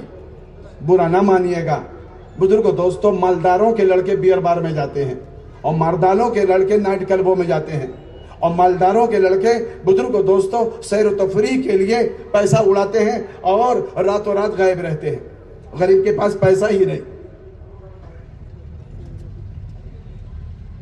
पड़ोस के अंदर एक आदमी था, उसका इकलौता बेटा था। उससे लोग जब कहते थे कि मस्जिद में चलो, कुछ नमाज पढ़ो, अल्लाह रसूल की कुछ बात सुन लो, तो वो कहता था गरीबों का काम है, अल्लाह ने मुझको इतना दे रखा है, इतना दे रखा है कि हमारे कई पुश्तों के लिए काफी है। और यूं कहते हैं उसकी जमीन इतनी थी कि 3 रेलवे के स्टेशन उसकी जमीन में बनी हुई थी। रेलवे के 3 स्टेशन, और एक स्टेशन 10-15 किलोमीटर की दूरी पे बनता है, कुछ ऐसा कानून है रेलवे का। कितनी बड़ी उसकी जमीन रही होगी। लेकिन बाप का तो इंतकाल हो गया, इकलौता बेटा, तो उसके बहुत सारे दोस्त हो गए, और जब दोस्त हो गए तो उससे कहने लगे क्या रखा है यहाँ, चलो थाईलैंड चलते हैं अय्याशी के लिए। थाईलैंड खुद भी जा रहा और 10 दोस्तों को भी लेके जा रहा। रफ्ता बुजुर्गों दोस्तों, ये बेदीनी आदमी को तबाह कर देती है, ये अय्याशी आदमी को बर्बाद कर देती है। शराब नोशी आदमी को बुजुर्गों दोस्तों तबाही बर्बादी में बुजुर्गों दोस्तों मुब्तला कर देती है। आदमी सोचता है कि हम तो बहुत पैसे वाले हैं और कभी दौलत खत्म नहीं होगी। वो जाते जाते उसने सारी जमीन बेच दी, मकान को बेच दिया, और उसके बाद भीख मांगने पे मजबूर हो गया। वो लड़का भीख मांगने पे मजबूर हो गया। मेरे भाइयों बुजुर्गों दोस्तों, ये माल अल्लाह की नेमत है, लेकिन इसलिए है कि शुक्रगुजारी करो, इसलिए नहीं है कि नाफरमानी करो। मैंने और जगह भी बात ये अर्ज की, बर्मा के अंदर हज़रत निजामुद्दीन बंगले वाली मस्जिद से हमारे कालिम गए, दावत के तकाजों में एक आदमी से मुलाकात की, और जब मुलाकात की तो वो बड़ा पैसे वाला था, बड़ा ताजिर था। मुआइशू साहब रहमतुल्लाह अलैह के बयान में है कि देखो शराब का नशा जो है ये चंद घंटों में उतर जाता है, लेकिन मुल्क और माल का नशा जल्दी नहीं उतरता। और फरमाया करते थे शराब का नशा जिसको हो तो जो नशे में हो उसकी हर अदा गलत होती है और हर हरकत गलत होती है। चलेगा भी लड़खड़ा कर, बोलेगा भी उल्टा सीधा, कुछ का कुछ बोलेगा, क्योंकि नशे में है। लेकिन शराब का नशा ये जल्दी उतर जाता है 2-4 घंटे में, और अगर मुल्क और माल का नशा है तो वो मौत उतारती है। अगर तौबा की तौफीक नहीं हुई और दीन की तरफ न मुड़ा तो फिर मौत ही उसका नशा उतारती है। बड़े बड़े बादशाहों का नशा मौत ने उतार दिया, और बड़े बड़े हाकिमों का नशा मौत ने उतार दिया, और बड़े बड़े जवानों की जवानी का नशा मौत ने उतार दिया, और बड़े बड़े बुजुर्गों दोस्तों ताकत वालों के ताकत का नशा मौत ने उतार दिया। قل ان الموت الذی تفرون منہ فانہ ملاقیکم، فرما دیجئے پیارے نبی صلی اللہ علیہ وسلم، جس موت سے تم بھاگنا چاہتے ہو یہ موت آ کر رہے گی۔ اینما تکونوا یدرککم الموت ولو کنتم فی بروج مشیدہ، تم قلعے میں بند ہو جاؤ، موت وہاں آئے گی اور موت سے بچ نہیں سکتے۔ بتاؤ بھئی کوئی موت سے بچ سکتا ہے؟ جب موت سے سکندر نہیں بچ سکا، اور جب موت سے قارون نہیں بچ سکا، اور جب موت سے فرعون نہیں بچ سکا، اور جب موت سے نمرود نہیں بچ سکا، اور جب موت سے شداد نہیں بچ سکا، تو بعد والے کس کھیت کے مولی ہیں کہ موت سے بچ جائیں گے؟ اور موت کا ایک وقت متعین ہے، موت کا ایک وقت متعین ہے۔ اس بڑے تاجر نے برما کے کیا کہا مولانا سے؟ کہنے لگا، ہاتھ پکڑ کے لے گیا، آفس میں لے گیا، اور آفس میں جانے کے بعد اس نے لکڑی کی الماری کھولی، اور لکڑی کی الماری کھولی تو دیکھا کہ جیسے مدرسے میں وہ مدرسے والوں کی رسیدیں گڈی گڈی رکھی رہتی ہیں رمضان میں چندے کے لیے، یا کتابیں رہتی ہیں لائبریری اور کتب خانے میں، فرمایا ایسے نوٹ کی گڈیاں اس کی الماری میں بھری تھی۔ وہ کہنے لگا کہ مولانا مجھ کو 4 مہینے کے لیے کہتے ہیں اور مجھ کو اتنی فرصت نہیں کہ میں نوٹوں کو گن لوں، اتنا بڑا میرا کاروبار ہے، نوٹوں کو گننے کے لیے میرے پاس فرصت نہیں ہے۔ سمجھانا بجھانا اپنا کام تھا، وہ عالم پھر واپس چلے آئے۔ 1 سال نہیں گزرا، برما میں حالات آئے، جو غیر برمی لوگ تھے ان پہ ظلم ڈھانے لگے اور قتل کرنے لگے۔ اب جتنے برما میانمار کے علاوہ لوگ تھے رنگون میں، سب کو بھاگنا پڑا، اور کوئی بنیائیں لنگی پہن کے بھاگا، کوئی ایک جوڑ کپڑے میں ہے، اور جو جہاں ہے وہ بھاگ رہا ہے۔ مولانا نے دیکھا بمبئی میں اس تاجر سے ملاقات ہوئی جو کہہ رہا تھا نوٹ گننے کے لیے ہمارے پاس فرصت نہیں، اس کو دیکھا بمبئی میں ایک کپڑا پہن کے بھاگ کے آیا اور وہ بھیک مانگ رہا تھا۔ جو دینا جانتا ہے وہ چھیننا بھی جانتا ہے۔ میرے بھائیوں، بزرگوں، دوستوں، اسی لیے فرمایا ہے دیکھو اللہ کی پکڑ سے ڈرو، اللہ کے خوف کو سامنے رکھو۔ بزرگوں، دوستوں، یہ دولت اس لیے نہیں عطا فرمائی ہے کہ دین کے خلاف استعمال کرو اور سنت کے خلاف استعمال کرو، مسجد ہی کو ویران کر دو، عبادت ہی کو چھوڑ دو، اور دعوت کو چھوڑ دو، اور تلاوت کو چھوڑ دو، اور سنت کو چھوڑ دو، اور اپنے بچوں کو، بزرگوں، دوستوں، حضرت محمد صلی اللہ علیہ وسلم کے طریقوں پہ چلانے کے بجائے اپنے بچوں کو انگریز بنانے لگو۔ بڑے فخر سے آدمی کہتا ہے میں انگلش میڈیم میں بھیج رہا ہوں۔ اچھی بات ہے، انگلش میڈیم میں بھیجو آپ، بہت اچھی بات ہے، لیکن کچھ قرآن کی تعلیم دے دو، کچھ اسے اردو پڑھا دو، وضو غسل کے فرائض کچھ سیکھ لے، اتنی صورت یاد کر لے جس سے وہ نماز پڑھ سکے۔ میرے بھائیوں، بزرگوں، دوستوں، فرماتے ہیں جب محنت چھوٹ جاتی ہے اور دعوت بند ہو جاتی ہے، حضرت جی مولانا یوسف صاحب رحمۃ اللہ علیہ کا ملفوظ ہے کہ جب لوگ دعوت کو چھوڑ دیں گے تو پیپر کی خبروں پر یقین کریں گے اور قرآن حدیث کی خبروں پہ شک کریں گے۔ قرآن حدیث میں کیا ہے اس پہ شک ہوگا، اور پیپر میں کیا ہے؟ فرمایا کہ 2 گھنٹے دکانوں پہ بیٹھ کر اتنا بغور پیپر کا مطالعہ کرتے ہیں اور ہیڈنگ دیکھتے ہیں، آج کیا سرخی ہے اور کیا ہیڈنگ ہے۔ گھروں میں بیٹھ کے پڑھتے ہیں عالمی خبریں جنہیں پڑوس کی اپنے کوئی خبر ہی نہیں۔ سمجھ رہے بھائی؟ اپنی مسجد میں اذان نہیں ہوئی ہے اور مسجد میں کتا جا رہا ہے اور اخبار لے کر 2 گھنٹے دکانوں پہ پڑھا جا رہا ہے۔ گھروں میں بیٹھ کے پڑھتے ہیں عالمی خبریں جنہیں پڑوس کی اپنے کوئی خبر ہی نہیں، اسی میں اپنے کو عقل مند سمجھتے۔ فرمایا جب دعوت چھوڑ دی جائے گی تو پیپر کی خبروں پر یقین کرے گا، اور آدمی کتنی دیر 2 گھنٹے پیپر پڑھتے ہیں۔ فرمایا 2 گھنٹے پیپر پڑھنا آسان ہوگا اور آدھا گھنٹہ تعلیم کے حلقوں میں بیٹھنا مشکل ہوگا۔ آج ہو رہا ہے ایسا، اور وہ دوسروں کو بھی دعوت دیتا۔ آج دیکھا کیا چھپا ہے، آج دیکھا کیا خبر آئی ہے، آج دیکھا کیا نیوز آئی ہے۔ 2 گھنٹے اخبار پڑھنا آسان، اور بزرگوں، دوستوں، آدھا گھنٹہ تعلیم کے حلقے میں یا مسجد میں بیٹھنا مشکل۔ 8 گھنٹے دھوپ میں کام کرنا آسان، اور آدھا گھنٹے مسجد میں پنکھے کے نیچے نماز پڑھنا مشکل۔ کہ کیوں؟ کہ جسم مضبوط ہے، روح کمزور ہے۔ میرے بھائیوں، بزرگوں، دوستوں، دعوت کی مبارک محنت سے یہ بات چاہی جا رہی ہے کہ بزرگوں دوستو ہماری زندگی کا رخ صحیح ہو جائے. جب رخ صحیح ہوگا تو بزرگوں دوستو مولانا عمر صاحب پالنپوری رحمت اللہ علیہ مرکز میں صبح میں ان کا بیان ہوتا تھا تو وہ مثال دیتے تھے. کبھی کبھی فرماتے تھے ایک آدمی کو پورب کلکتہ جانا ہے اور وہ بمبئی پچھم جانے والی گاڑی پہ بیٹھ گیا. مولانا عمر صاحب پالنپوری رحمت اللہ فرماتے تھے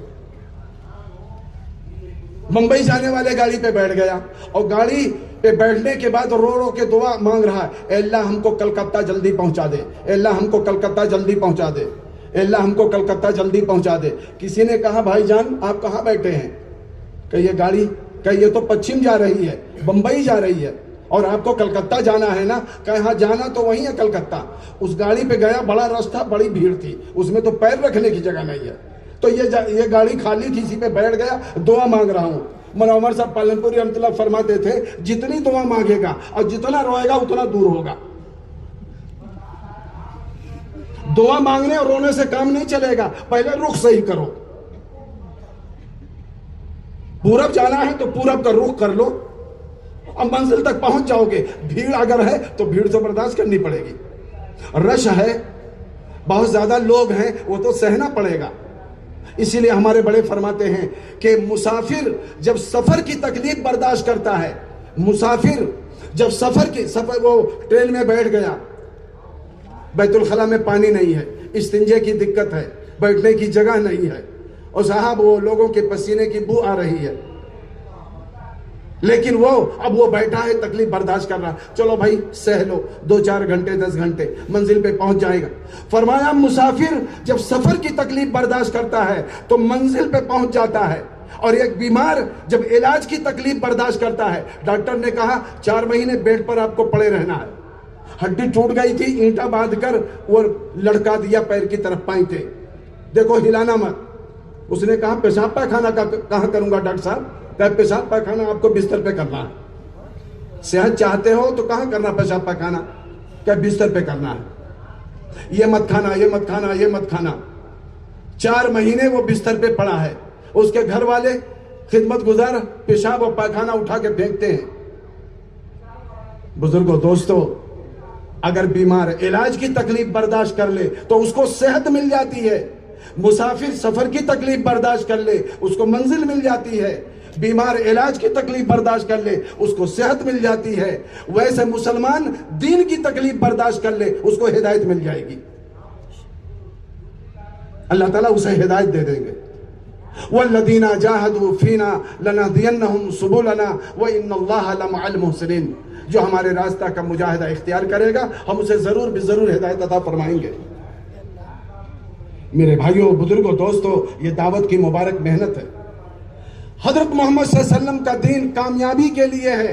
حضرت محمد صلی اللہ علیہ وسلم کا پاکیزہ راستہ یہ سرخروئی کے لیے ہے, سربلندی کے لیے ہے, چین و سکون کے لیے ہے, رحمت و برکت کے لیے ہے, بھائی چارگی کے لیے ہے, محبت والی زندگی قائم کرنے کے لیے ہے, اور بزرگوں دوستو اللہ کو راضی کرنے کے لیے ہے. جیسے کہتے ہیں نا یہ راستہ ہے, یہ راستہ کہاں جائے گا؟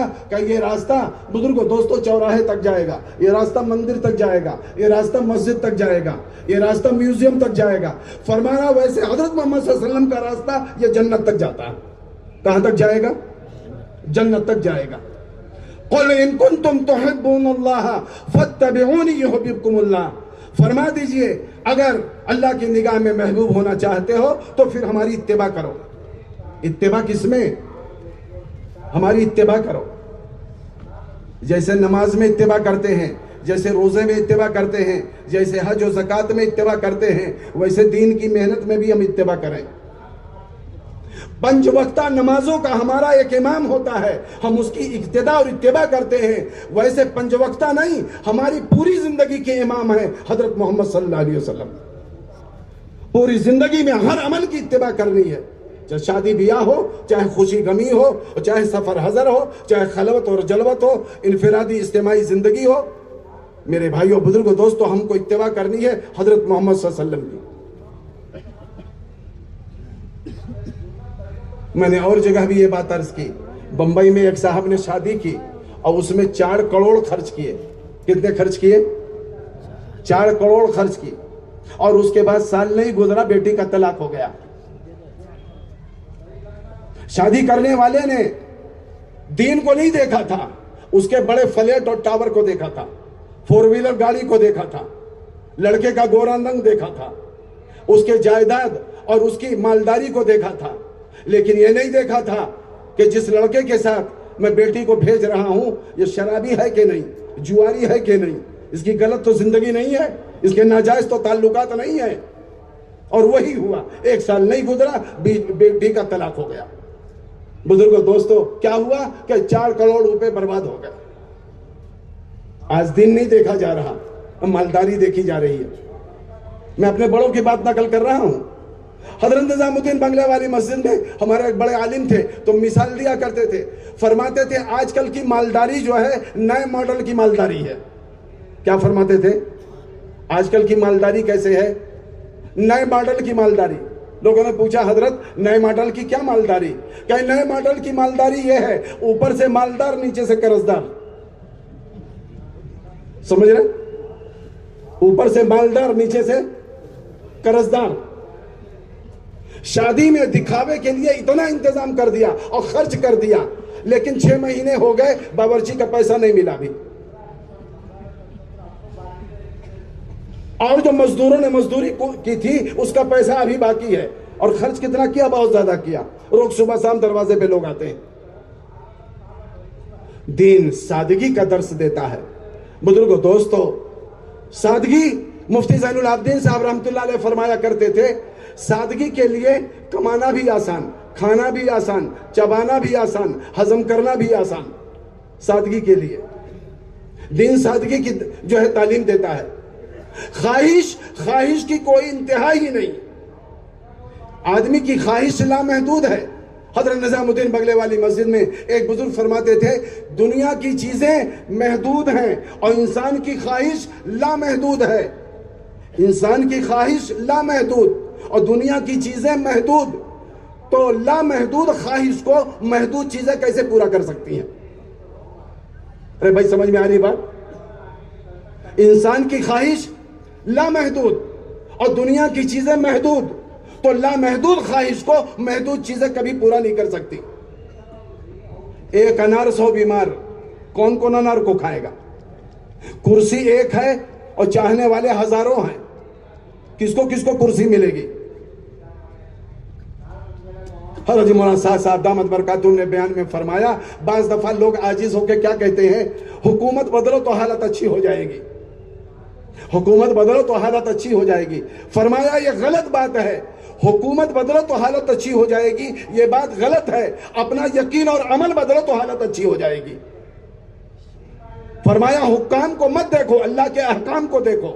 حکام سے اس کا کوئی تعلق نہیں ہے.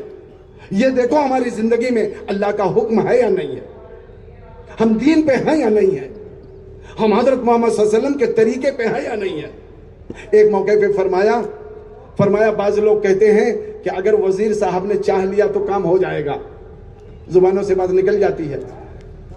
فرمایا کہ اللہ تعالیٰ نے بزرگوں دوستو حضرت سلیمان علیہ السلام کو ایسی بادشاہت عطا فرمائی تھی کہ سلیمان علیہ السلام کے بعد ایسی بادشاہت کسی کو نہیں ملی. چیونٹی کی زبان سمجھ رہے ہیں، ہدہد کی زبان سمجھ رہے ہیں، جنات کی زبان سمجھ رہے ہیں، اور چرند پرند درند کی زبان سمجھ رہے ہیں. جنات کام میں لگے ہوئے ہیں، بیت المقدس کی تعمیر کروا رہے ہیں عصا لے کر کھڑے ہو کر، اور اس کے بعد جنات ہزاروں کی تعداد میں کام میں لگے ہوئے ہیں. سلیمان صلی اللہ علیہ وسلم کے زندگی پوری ہو گئی، موت کا وقت آ گیا. فرشتہ آیا، فرشتے نے کہا اللہ نے بھیجا ہے آپ کی روح نکال لی ہے. تفسیروں میں لکھا ہے. تو سلیمان صلی اللہ علیہ وسلم کہنے لگے کہ جاؤ، واپس جاؤ اللہ کی بارگاہ میں اور یہ کہہ دو اللہ سے کہ 1 سال کی ہمیں مہلت دے دیں اور 1 سال میں بیت المقدس جو ہے یہ تعمیر ہو جائے گی اور 1 سال کے بعد ہماری روح نکالی جائے. فرشتہ واپس گیا. اللہ رب العزت سے اس نے یہ عرض کیا کہ سلیمان صلی اللہ علیہ وسلم یہ فرما رہے ہیں. میرے بھائیوں بزرگوں دوستو، اللہ رب العزت نے ارشاد فرمایا کہ سلیمان سے جا کے کہہ دو کہ 1 منٹ کی مہلت نہیں ملے گی. کتنی؟ 1 منٹ کی مہلت نہیں ملے گی. ہاں کام ہو جائے گا، روح نکال لیا جائے گا اور وہ عصا پر ٹیک لگا کے کھڑے رہیں گے، اور جب کام مکمل ہو جائے گا تو دیمک عصا کو کھا جائے گا، اور اس کے بعد سلیمان علیہ السلام گریں گے۔ جنات کو 1 سال کے بعد پتہ چلے گا کہ ان کا انتقال ہو گیا، کام پورا ہو جائے گا، لیکن مہلت نہیں ملے گی۔ جب سلیمان علیہ السلام کو مہلت نہیں ملی تو بتاؤ دنیا میں کس کو مہلت ملے گی؟ تو میں اس پہ عرض کر رہا تھا، خوش ہو کر اللہ نے بادشاہت دی تھی۔ ایسے گھوڑے تھے جو زمین میں دوڑتے تھے، ہوا میں اڑتے تھے اور پانی میں تیرتے تھے۔ کون؟ سلیمان علیہ السلام کے تفسیروں میں لکھا ہے۔ اور 5 لاکھ، ایک روایت کے مطابق سلیمان علیہ السلام کے ممبران پارلیمنٹ جو تھے 5 لاکھ کرسیاں تھیں۔ کتنی تھیں؟ آج دنیا میں کسی حکومت کے پاس MP کی سیٹ 5 لاکھ نہیں ہے۔ 5 لاکھ کا مجمع بزرگوں دوستو ہوا لے کر اڑے تو بزرگوں دوستو یہ کتنا مجمع ہوگا؟ 20-25 ہزار کا مجمع ہے، 30 ہزار کا مجمع ہے۔ اگر اتنا بڑا مجمع ہوا میں اڑے تو کیا کیفیت ہوگی؟ اور جب 5 لاکھ لوگ ہوا لے کے اڑے تو بزرگوں دوستو کیا کیفیت ہوگی؟ ابھی دنیا والوں نے ایسا کوئی جہاز ایجاد نہیں کیا ہے جس پہ بزرگوں دوستو 8-9-1000 سے زیادہ لوگ بیٹھتے ہوں۔ سمجھ رہے؟ 5 لاکھ لے کے ہوا اڑتی تھی۔ سلیمان علیہ السلام ایسے بادشاہ تھے، وہ چیونٹیوں کے وادی سے گزرے، لشکر کے ساتھ گزر رہے تھے، ایک چیونٹی نے دیکھ لیا، اور چیونٹی نے دیکھا تو وہ چل پھر کے گشت کرنے لگی، اور گشت کر کے اپنی برادری سے کہنے لگی کہ جلدی جلدی اپنے بلوں اور سوراخوں میں چلی جاؤ، سلیمان علیہ السلام اور ان کا لشکر آ رہا ہے، ان کے پیروں تلے تم کہیں رود نہ دی جاؤ اور ان کو احساس بھی نہ ہو۔ حتی اذا اتوا علی وادی النمل، جب چونٹیوں کی وادی پہ پہنچے، قالت نملۃ، چونٹی نے کہا یا ایھا النمل ادخلوا مساکنکم لا یحطمنکم سلیمان وجنودہ وہم لا یشعرون۔ سلیمان علیہ السلام جب آئے تو چونٹی کی آواز کو سن لیے۔ ہے کوئی ایسا بادشاہ دنیا میں اور سپر پاور جو چونٹی کی آواز کو سمجھ رہا ہو؟ چونٹی کیا بول رہی ہے سلیمان علیہ السلام سمجھ رہے ہیں۔ فَتَبَسَّمَ ضَاحِكًا مِنْ قَوْلِهَا، اس کی بات سن کر مسکرانے لگے سلیمان علیہ السلام، چونٹی کی مسکرانے لگے۔ دیکھو کیسی خیر خواہی کی بات کر رہی ہے۔ ایسی بادشاہت اللہ نے عطا فرمائی تھی کس کو؟ حضرت سلیمان علیہ السلام کو۔ یہ چونٹی کی ادا اسی پسند آئی اللہ رب العزت کو کہ اللہ تعالیٰ نے سورہ نمل ایک سورت مستقل نازل فرما دی۔ بزرگوں دوستو سورہ نمل ایک سورت ہے مستقل، چونٹیوں والی سورت ہے۔ میں عرض کر رہا تھا کہ فرمایا سلیمان علیہ السلام نے ایک دفعہ ارادہ کیا، 100 بیویاں تھیں، فرمایا آج کی رات ساری بیویوں سے ملاقات کروں گا، 100 مجاہد پیدا ہوں گے اور دین کی وہ محنت کریں گے۔ تو فرمایا 99 کو حمل ہی نہیں ٹھہرا، سمجھ رہے؟ اور ایک کو حمل ٹھہرا، جب بچہ پیدا ہوا تو ناقص گوشت کا لوتھڑا دایا لا کے پیش کی، اور اس میں بھول کیا ہوئی؟ لکھا ہے کتابوں میں تفسیروں میں کہ حضرت سلیمان علیہ السلام نے انشاءاللہ نہیں کہا۔ کیا نہیں کہا؟ انشاءاللہ نہیں کہا۔ نبی کی بات ہے، ہمارے پاس 2 پیسے ہو جاتے ہیں اور اللہ تعالیٰ بزرگوں دوستو اسباب اور وسائل سے مالا مال کر دیتا ہے تو آدمی کہتا ہے انشاءاللہ ماشاءاللہ وہ لوگ کہیں جو غریب لوگ ہیں، مالداروں کی اس کی کیا ضرورت ہے؟ یاد رکھیں بزرگوں دوستو، جب اللہ چاہے گا جبھی کوئی کام ہوگا، اللہ نہیں چاہے گا تو بزرگوں دوستو دولت ہوتے ہوئے ہم کچھ نہیں کر سکتے، ملک مال ہوتے ہوئے ہم کچھ نہیں کر سکتے۔ سلیمان علیہ السلام انشاءاللہ بھول گئے، انشاءاللہ نہیں کہا۔ کیا ہوا؟ تو ایک ناقص بچہ پیدا ہوا اور لوتھڑا جو ہے وہ پیدا ہوا، 99 بیویوں کو حمل ہی نہیں ٹھہرا۔ میرے بھائیو بزرگ کیوں انشاءاللہ نہیں کہا؟ میرے بھائیو بزرگوں دوستو فرمایا اس کو کہ سلیمان علیہ السلام کو خوش ہو کر بادشاہت دی، وہ ایمان والے تھے اور سب کچھ اللہ نے خوش ہو کر دیا تھا انشاءاللہ نہ کہنے پر۔ بزرگوں دوستو آپ کی مراد نہیں پوری ہوئی، بچہ نہیں پیدا ہوا کہ مجاہد اور نیک تمنا تھی، فرمایا آج یہ غیر ایمان والے جن سے اللہ ناراض ہے، ناخوش ہو کر بزرگوں دوستو ان کو جو ہے بزرگوں دوستو یہ حکومت عطا فرمائی ہے، تو سلیمان علیہ السلام کے چاہنے سے نہیں ہوا تو ان کے چاہنے سے کیا ہوگا؟ ہم جو کہتے ہیں وزیر صاحب چاہ لیں گے تو ہو جائے گا، وزیر صاحب چاہ لیں گے ہو نہیں جائے گا، اللہ چاہے گا تو ہو جائے گا۔ یہی چیز حضرت محمد صلی اللہ علیہ وسلم کے بارے میں ہے. حضرت محمد صلی اللہ علیہ وسلم بزرگوں دوستوں لوگوں نے اصحاب کہف کے بارے میں معلوم کیا تو آپ نے ارشاد فرمایا کل بتاؤں گا. اور اس لیے فرمایا کل بتاؤں گا کہ جبریل السلام آتے ہیں ان سے پوچھ لوں گا. انشاءاللہ نہیں کہا. کس نے؟ اللہ کے نبی صلی اللہ علیہ وسلم نے انشاءاللہ نہیں کہا. جب انشاءاللہ نہیں کہا تو ہوا یہ میرے بھائیوں بزرگوں دوستوں کہ وہی آنی بند ہو گئی. جبریل السلام ہی نہیں آئے تو پوچھ کے بتائیں گے کیا؟ ایک روایت میں 15 دن ہو گیا, ایک روایت میں 1 مہینہ ہو گیا. کفار و مشرکین نے تانا دینے لگے, برا بھلا کہنے لگے کہ ان کا رب ان سے روٹھ گیا ہے اور بیزار ہو گیا ہے, یہ بتا نہیں سکے. اللہ رب العزت نے پھر آیت شریفہ نازل فرمائی وَلَا تَقُولَنَّ لِشَيْءٍ إِنِّي فَاعِلٌ ذَلِكَ غَدًا إِلَّا أَن يَشَاءَ اللَّهُ وَلَا تَقُولَنَّ لِشَيْءٍ إِنِّي فَاعِلٌ ذَلِكَ غَدًا إِلَّا أَن يَشَاءَ اللَّهُ. یہ بات نہیں کہنی چاہیے یہ کام میں کل کر دوں گا مگر ہے کہ اللہ چاہے گا. وَاذْكُر رَبَّكَ إِذَا نَسِيتَ, جب آپ بھول جائیں تو رب کو یاد کر لیا کیجئے. میرے بھائیوں بزرگوں دوستو انشاءاللہ اللہ کے چاہے بغیر کچھ نہیں ہو سکتا. ایک بات اور عرض کر دوں پھر آگے بات میں عرض کرتا ہوں. غزوہ حنین ہے. غزوہ حنین میں صحابہ کی تعداد 12,000 ہے. کتنی تعداد ہے بھائی؟ 12,000 ہے. اور کفار و مشرکین کی تعداد صرف 4,000 ہے. میدان میں اترے تو پتہ یہ چلا کہ ابھی تو میدان ہمارے ہاتھ آ جائے گا. وہ 4,000 ہیں, ہم 12,000 ہیں. اللہ تعالیٰ نے مدد کو روک لیا اور جب مدد کو روک لیا تو 12,000 صحابہ کو بھاگنا پڑا, میدان چھوڑنا پڑا.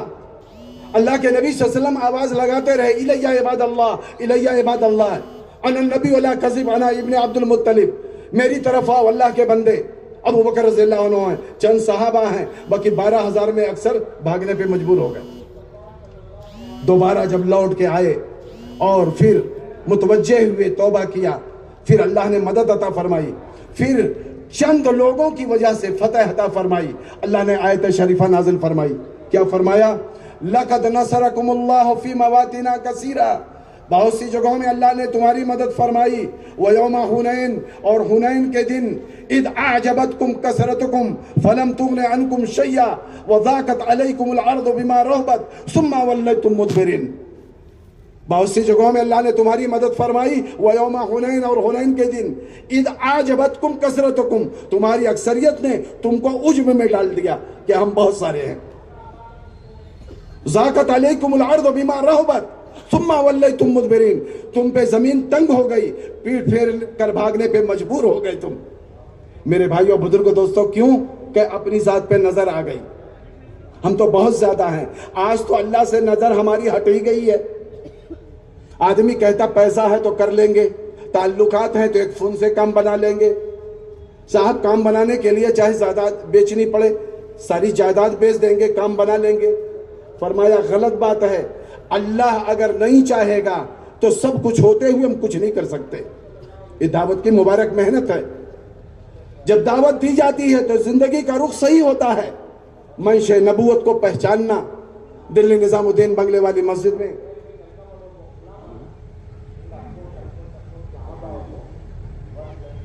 درود شریف پڑھ لیجیے. اللہم صلی علی سیدنا مولانا.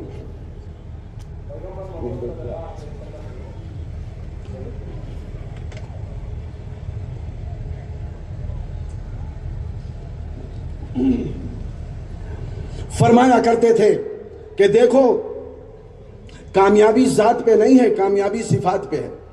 کس پہ ہے؟ کامیابی ذات برادری پہ نہیں ہے, کامیابی صفات پہ ہے. اور فرمایا کرتے تھے کہ بزرگوں دوستو اچھے خاندان میں پیدا ہونے سے آدمی اچھا انسان نہیں ہوتا. اچھا انسان بننے کے لیے محنت کرنی پڑتی ہے.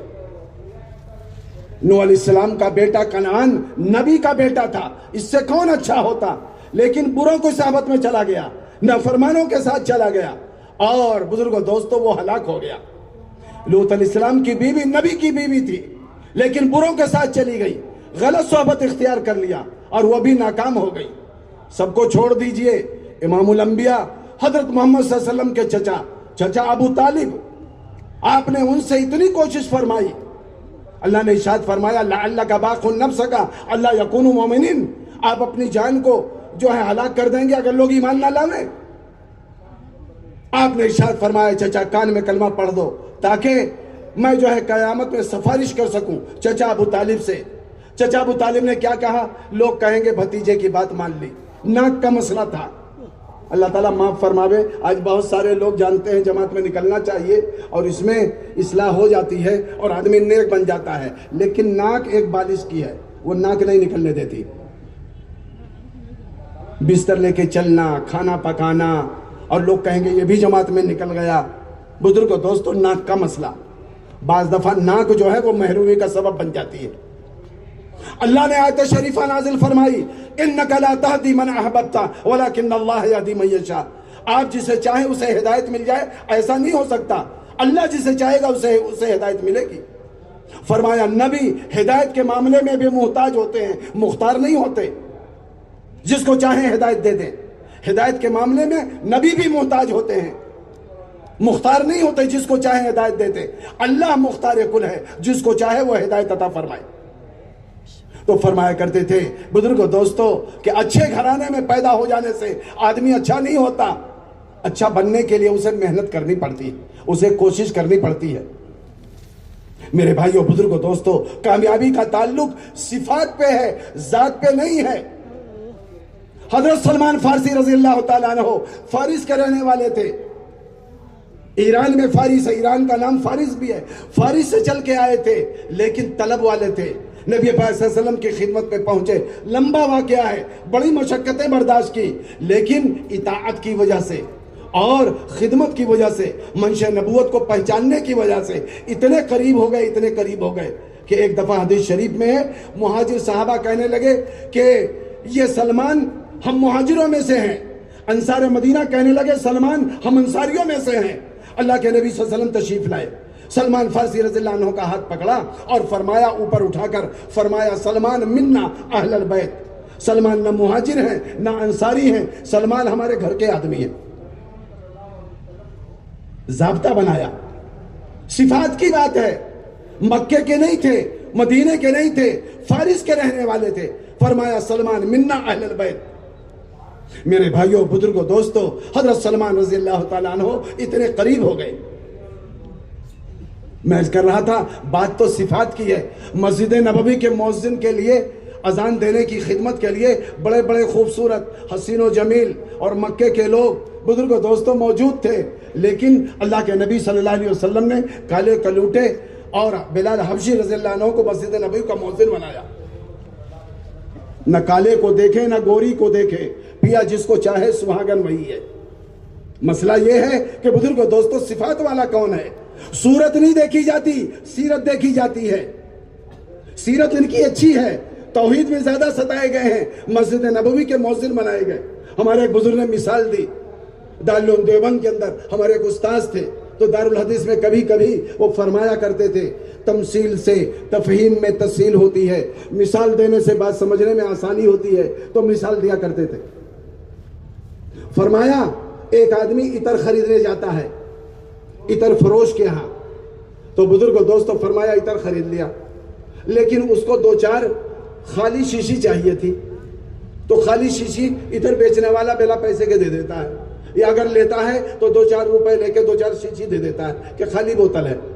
کہ لیکن اگر خش لیا ہے، مشک امبر لیا ہے اور اسی طریقے سے اصلی عود لیا ہے، کہتے ہیں 1 تولہ 10,000 اور 1 تولہ 5,000، 1 تولہ 20,000۔ بزرگوں دوستوں کہیں کیوں، اس کی کیا خاصیت ہے؟ کہ اصل میں اس شیشی میں جو بھرا گیا عود ہے یہ اس کی قیمت ہے۔ فرمایا انسان سر سے لے کے پیر تک خالی شیشی ہے، اس کی کوئی قیمت نہیں اللہ کے نزدیک۔ اس کی قیمت جب ہوگی صفات سے ہوگی، اگر اس کی زندگی میں کلمے والا یقین ہے، اس کے اندر خشوع والی نماز ہے، اس کی زندگی کے اندر علم الہی کا نور ہے، ذکر الہی اللہ کا دھیان ہے، اس کی زندگی میں صبر ہے، اس کی زندگی میں شکر ہے، اس کی زندگی میں اکرام ہے، اس کی زندگی میں ایثار ہے، اس کی زندگی میں احسان ہے، اس کی زندگی میں تقوی اور توکل ہے، اس کی زندگی کے اندر خوف خدا ہے، اس کی زندگی کے اندر جنت کا شوق ہے، اور اس کی زندگی کے اندر جہنم کا خوف ہے، اس کی زندگی کے اندر حب اللہ حب رسول صلی اللہ علیہ وسلم ہے، بزرگوں دوستو فرمایا اگر یہ صفات ہیں تو پھر یہ انسان ان صفات کی وجہ سے اللہ کی نظر میں قیمتی ہے۔ حضرت مولانا ابو الحسن علی ندوی اور رحمت اللہ علیہ نے اپنی کتاب میں یہ لکھی، میں نے پڑھا، فرمایا اگر ان صفات سے کوئی خالی ہے اور صرف کماتا کھاتا ہے، کتنے بڑے گھرانے کا آدمی ہو اور کتنا بڑا عہدیدار ہو اور کتنا کوالیفائڈ کیوں نہ ہو، ان صفات سے اگر خالی ہے اور صرف ریال اور ڈالر کو سب کچھ سمجھتا ہے، مولانا علی میاں صاحب رحمۃ اللہ نے لکھا ہے کہ یہ دیکھنے میں انسان ہے ورنہ یہ حقیقت میں دو ٹانگوں والا جانور ہے۔ اگر ان صفات سے خالی ہے، فرمایا دیکھنے میں انسان ہے ورنہ حقیقت میں یہ دو ٹانگوں والا، دو پیروں والا جانور ہے۔ مولانا علی میاں صاحب کی بات نقل کر رہا ہوں۔ ہم سوچ لیں ہماری زندگی کا مقصد کیا ہے؟ میرے بھائیوں، بزرگوں، دوستوں، میں نے عرض کیا حضرت نظام الدین بگلے والی مسجد میں ہمارے ایک بزرگ فرمایا کرتے تھے، آج کا تو ماحول بن گیا ہے اور آج یہ رواج بن گیا ہے، سب کو پیسہ چاہیے، عیسیٰ پیر نہ موسیٰ پیر، سب سے بڑا ہے پیسہ پیر۔ عیسیٰ پیر نہ موسیٰ پیر، سب سے بڑا ہے پیسہ۔ ہم پیسے کے غلام ہو گئے، ہم خواہش کے غلام ہو گئے، ہم رواج کے غلام ہو گئے، ہم فیشن کے غلام ہو گئے۔ وہاں الیاس صاحب رحمت اللہ علیہ فرمایا کرتے تھے کہ بزرگوں دوستو، اسلام کو یہود و نصارہ سے اتنا نقصان نہیں پہنچے گا جتنا مسلمانوں سے پہنچے گا۔ یہ مسلمان بزرگوں دوستو اسلام میں اپنی ذلت محسوس کرے گا، اسلام میں بزرگوں دوستو اپنی حقارت محسوس کرے گا، سنتوں کے چلنے میں یہ اپنے کو کمتر محسوس کرے گا۔ فرمایا جو سنتوں کو اپنانے میں شرمائے وہ سنتوں کو بٹانے والا ہے۔ یہ دعوت کی مبارک محنت بزرگوں دوستو، ایمان تو اندر کا مایا ہے، اندر کی مایا ہے ایمان، ایمان کا مظہر اتباع سنت ہے۔ فرمایا اتباع سنت اس کام کی جان ہے، اتباع سنت اس کام کی روح ہے، اتباع سنت اس کام کی زینت ہے، اور اتباع سنت کے بغیر کوئی بزرگی نہیں، اور اتباع سنت کے بغیر کوئی ہدایت نہیں۔ فرمایا جیسے پھل کے گودے کی حفاظت چھلکے میں ہے، ویسے معاشرے کی حفاظت سنت میں ہے۔ اور آج سنتوں کو بزرگوں دوستوں مسلمان سنتوں کا جنازہ نکال رہا ہے۔ اس کے بیٹوں کو دیکھیے، اس کی بیٹی کو دیکھیے، اس کی ذات کو دیکھیے۔ فرمایا آج مسلمان شکل اور صورت سے نہیں پہچانا جاتا، چل پھر کر دیکھیے، اپنے کو نہ دیکھیے کہ صاحب ہم تو جو ہے اس طرح ہیں۔ میرے بھائیوں، اور چل پھر کے دیکھیے لوگوں کو، کہیں سے نہیں پہچانا جاتا۔ فرمایا مسلمان بزرگوں دوستو وہ کسی بھی طرح سے مسلمان پہچانا نہیں جاتا، نہ شکل سے، نہ لباس سے، نہ عمل سے، نہ تجارت سے، نہ خدمت سے، نہ بزرگوں دوستو شادی اور خوشی بیاہ میں مسلمان پہچانا نہیں جاتا۔ ایک بزرگ فرمانے لگے کہ ہاں مسلمان پہچانا جاتا صرف ختنے کی وجہ سے۔ کس کی وجہ سے؟ ختنے کی وجہ سے، کہ ہاں ہم بھی مسلمان ہیں، کہ کیوں؟ کہ میرا ختنہ ہوا ہے، ختنہ ہوا اس لیے مسلمان ہے، عمل کچھ نہیں۔ جو مسلمان اخلاق کی وجہ سے پہچانا جاتا تھا اس کے پاس اخلاق نہیں ہے۔ ایک حدیث پاک میں عرض کرتا ہوں، آپ سنیں میرے بھائیوں بزرگوں دوستو۔ ملک شام کے اندر ایک صحابی گئے تجارت کے لیے، ملک شام میں جس کو آج سیریا کہتے ہیں، ایک شہر ہے ہمس میں تجارت کے لیے گئے۔ بیچ میں سڑک گئی تھی، سڑک کے کنارے ان کی دکان تھی، صحابی کی، رسول صلی اللہ علیہ وسلم کی، وہ جو اور گیہوں بیچتے تھے، اور سڑک کے دوسری جانب ایک عیسائی کی دکان تھی، وہ بھی گیہوں اور جو بیچا کرتا تھا۔ دونوں ایک ساتھ دکان کھولتے، دونوں ایک ساتھ بند کرتے۔ ایک دن دونوں نے دکان کھولی تو ان کے دکان پہ تو کچھ بکری ہو گئی، صحابی رسول صلی اللہ علیہ وسلم کی دکان پر، لیکن وہ عیسائی ان کے سامنے تھا، اس کا کچھ نہیں بکا، وہ بیٹھا رہ گیا۔ ایک عیسائی آیا، کرسچن آیا صحابی رسول صلی اللہ علیہ وسلم کی دکان پر، کہ آپ کے پاس گیہوں جو ہے مجھے دے دو، کہ دے دو، کہ ایسا ہے میری ایک رائے یہ ہے مجھ سے نہ لو، یہ سامنے والا بھائی عیسائی ہے، آپ کی برادری کا ہے، جاؤ اس سے لے لو۔ روایتوں میں لکھا ہے عیسائی کہنے لگا کہ جب آپ کے پاس ہے تو آپ وہاں کیوں بھیجتے ہیں؟ صحابی کہنے لگے اس لیے بھیج رہا ہوں کہ آج میرا اتنا بک گیا ہے سامان، اتنا منافع مل گیا ہے کہ میرے بچوں کے لیے کافی ہے، اور اس کا کچھ نہیں بکا ہے، اس کے بچے آج کیا کھائیں گے، اس لیے اس کے بچوں کا بھی انتظام ہو جائے، میرے ہاں خریدنے کے بجائے آج اس کے ہاں جا کے لے لو۔ ہے دنیا میں کوئی ایسی مثال؟ بڑے بڑے سورما لوگ دوسروں کے گراہکوں کو اپنے ہاں بلا لیتے ہیں۔ اشارہ کر کے آ جاؤ ادھر آ جاؤ، ہمارے ہاں اصلی ہے وہاں نقلی ہے، اور وہاں اپنے دکان پہ آیا ہوا گاہک دوسرے کے یہاں بھیجا جا رہا۔ صحابی اسی لیے معیار حق ہیں، صحابہ اسی لیے نمونہ ہیں بعد والوں کے لیے۔ صحابہ کا یقین نمونہ ہے، صحابہ کا ایمان نمونہ ہے، صحابہ کی نماز نمونہ ہے، صحابہ کی علم اور ذکر نمونہ ہے، صحابہ کا اکرام اور ایثار نمونہ ہے، صحابہ کا صبر اور شکر نمونہ ہے، صحابہ کی قربانی اور مجاہدہ نمونہ ہے۔ کیوں میرے بھائی، راہ خدا میں نکلنا بزرگوں دوستو یہ صحابہ کا بعد والوں کے لیے نمونہ ہے۔ صحابہ نے ایسے اپنے آپ کو بنایا تھا، اپنا گراہک ہے دوسرے کے ہاں بھیجا جا رہا ہے، آج دوسرے کا گراہک اپنے ہاں بلایا جاتا ہے۔ میں نے خود بازار میں دیکھا، ایک بازار میں یہ جو بکرا کاٹتے ہیں نا، بکرا، یہ اس کو آپ لوگ کیا کہتے ہیں، بکرا کاٹ کے گوشت بیچتے ہیں یہ بیچارے، تو یہ 2 4 6 دکان لگائے ہوئے تھے، اور گوشت وہ بکرا کاٹ کے بیچ رہے تھے، تو 2 شور مچا رہے تھے، کہہ رہے اس دکان پہ مت جانا، وہ بوڑھی بکری کاٹے ہے، اور ہمارے ہاں بہت اچھا بکرے کا گوشت ملے گا، ادھر آ جاؤ وہاں مت جانا، شور مچا کے دوسرے کے گراہک کو اپنے ہاں بلانا آج یہ بزرگوں دوستو معمول بن گیا ہے۔ آنکھ کے اشارے سے آدمی بلا لیتا ہے، ادھر آ جاؤ، پکڑ کے لے جاتا ہے، بلانا نہیں، ہاتھ پکڑ کے لے جاتا ہے۔ وہاں جب بزرگوں دوستو وہ گیا عیسائی، سامان تو لے لیا، سامان لینے کے بعد پھر صحابی رسول صلی اللہ علیہ وسلم کی دکان پہ آیا، یہ کہنے لگے مل گیا گیہوں جو، کہا مل گیا، کہ پھر کیوں آ گئے، اب کیا ہوا، پھر واپس لوٹ کے آئے۔ روایتوں میں لکھا ہے اس عیسائی نے کہا کہ گیہوں جو تو وہاں سے لے لیا ہے جو ہمارا بھائی ہے، لیکن ایمان تمہاری دکان سے لے کے جاؤں گا، مجھ کو کلمہ پڑھاؤ، میں مسلمان ہونا چاہتا ہوں۔ کلمہ پڑھا، مسلمان ہو گیا۔ الدین والنصیحہ، دین خیر خواہی کا نام ہے، دین ہمدردی کا نام ہے، اور دین میں بھائی چارہ ہے۔ بزرگوں دوستو اس نے کہا اسلام اتنا اچھا بہتر ہے کہ تم نے وہاں مجھے بھیج دیا، میں اسلام سمجھ گیا، میں کلمہ پڑھاؤ، میں مسلمان ہونا چاہتا ہوں۔ میرے بھائیوں بزرگوں دوستو، صحابہ کی تجارت سے لوگ اسلام میں داخل ہوتے تھے، صحابہ کی خدمت سے لوگ اسلام میں داخل ہوتے تھے، صحابہ کی سخاوت سے لوگ اسلام میں داخل ہوتے تھے، صحابہ کے اکرام سے لوگ اسلام قبول کرتے تھے، اور ان کے معاملات کو دیکھ کر لوگ اسلام قبول کرتے تھے۔ میرے بھائیوں بزرگوں دوستو، اسلام کا تعارف اخلاق سے کرایا جاتا ہے، اور اسلام کا تعارف اپنے معاملات سے کرایا جاتا ہے، اسلام کا تعارف اور بزرگوں دوستو اپنے رہن سہن سے کرایا جاتا ہے۔ آج مسلمان کے پاس، اللہ معاف فرماوے، ہمارے اور آپ کے پاس کچھ ہے ہی نہیں، ہم کیا تعارف کرائیں گے؟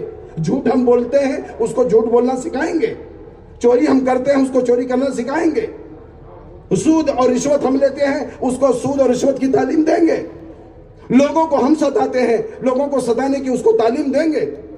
اسی لیے ایک صاحب نے انگریز سے کہا مسلمان ہو جاؤ، تو اس انگریز نے کہا، سوال کیا 2، اس نے کہا میرے 2 سوالوں کا آپ جواب دے دو، مجھ سے آپ کہتے ہو مسلمان ہو جاؤ، تو میں آپ جیسا مسلمان ہو جاؤں یا صحابہ جیسا مسلمان ہو جاؤں؟ انگریز نے کہا اگر آپ صحابہ جیسا مسلمان ہونے کو کہتے ہو تو تم پہلے صحابہ جیسے بن جاؤ، اور اگر اپنے جیسے مسلمان بننے کو کہتے ہو تو تم جیسا مسلمان بننا میں پسند نہیں کرتا۔ کون سی برائی تمہارے اندر ایسی ہے جو موجود رہی ہے؟ کیوں میں مسلمان ہو جاؤں؟ ارے بھائی صحیح کہا یا غلط کہا؟ دعوت کی مبارک محنت سے اپنی زندگی کو بدلنا ہے۔ ایمان مسئلے کا حل ہے۔ جب ایمان زندگی میں آتا ہے، ایمان کی حقیقت آتی ہے، زندگی کا رخ صحیح ہوتا ہے، تو بزرگوں دوستو اللہ اکبر، دل کا یقین بنا، بدن سے نکلنے والے اعمال بنے۔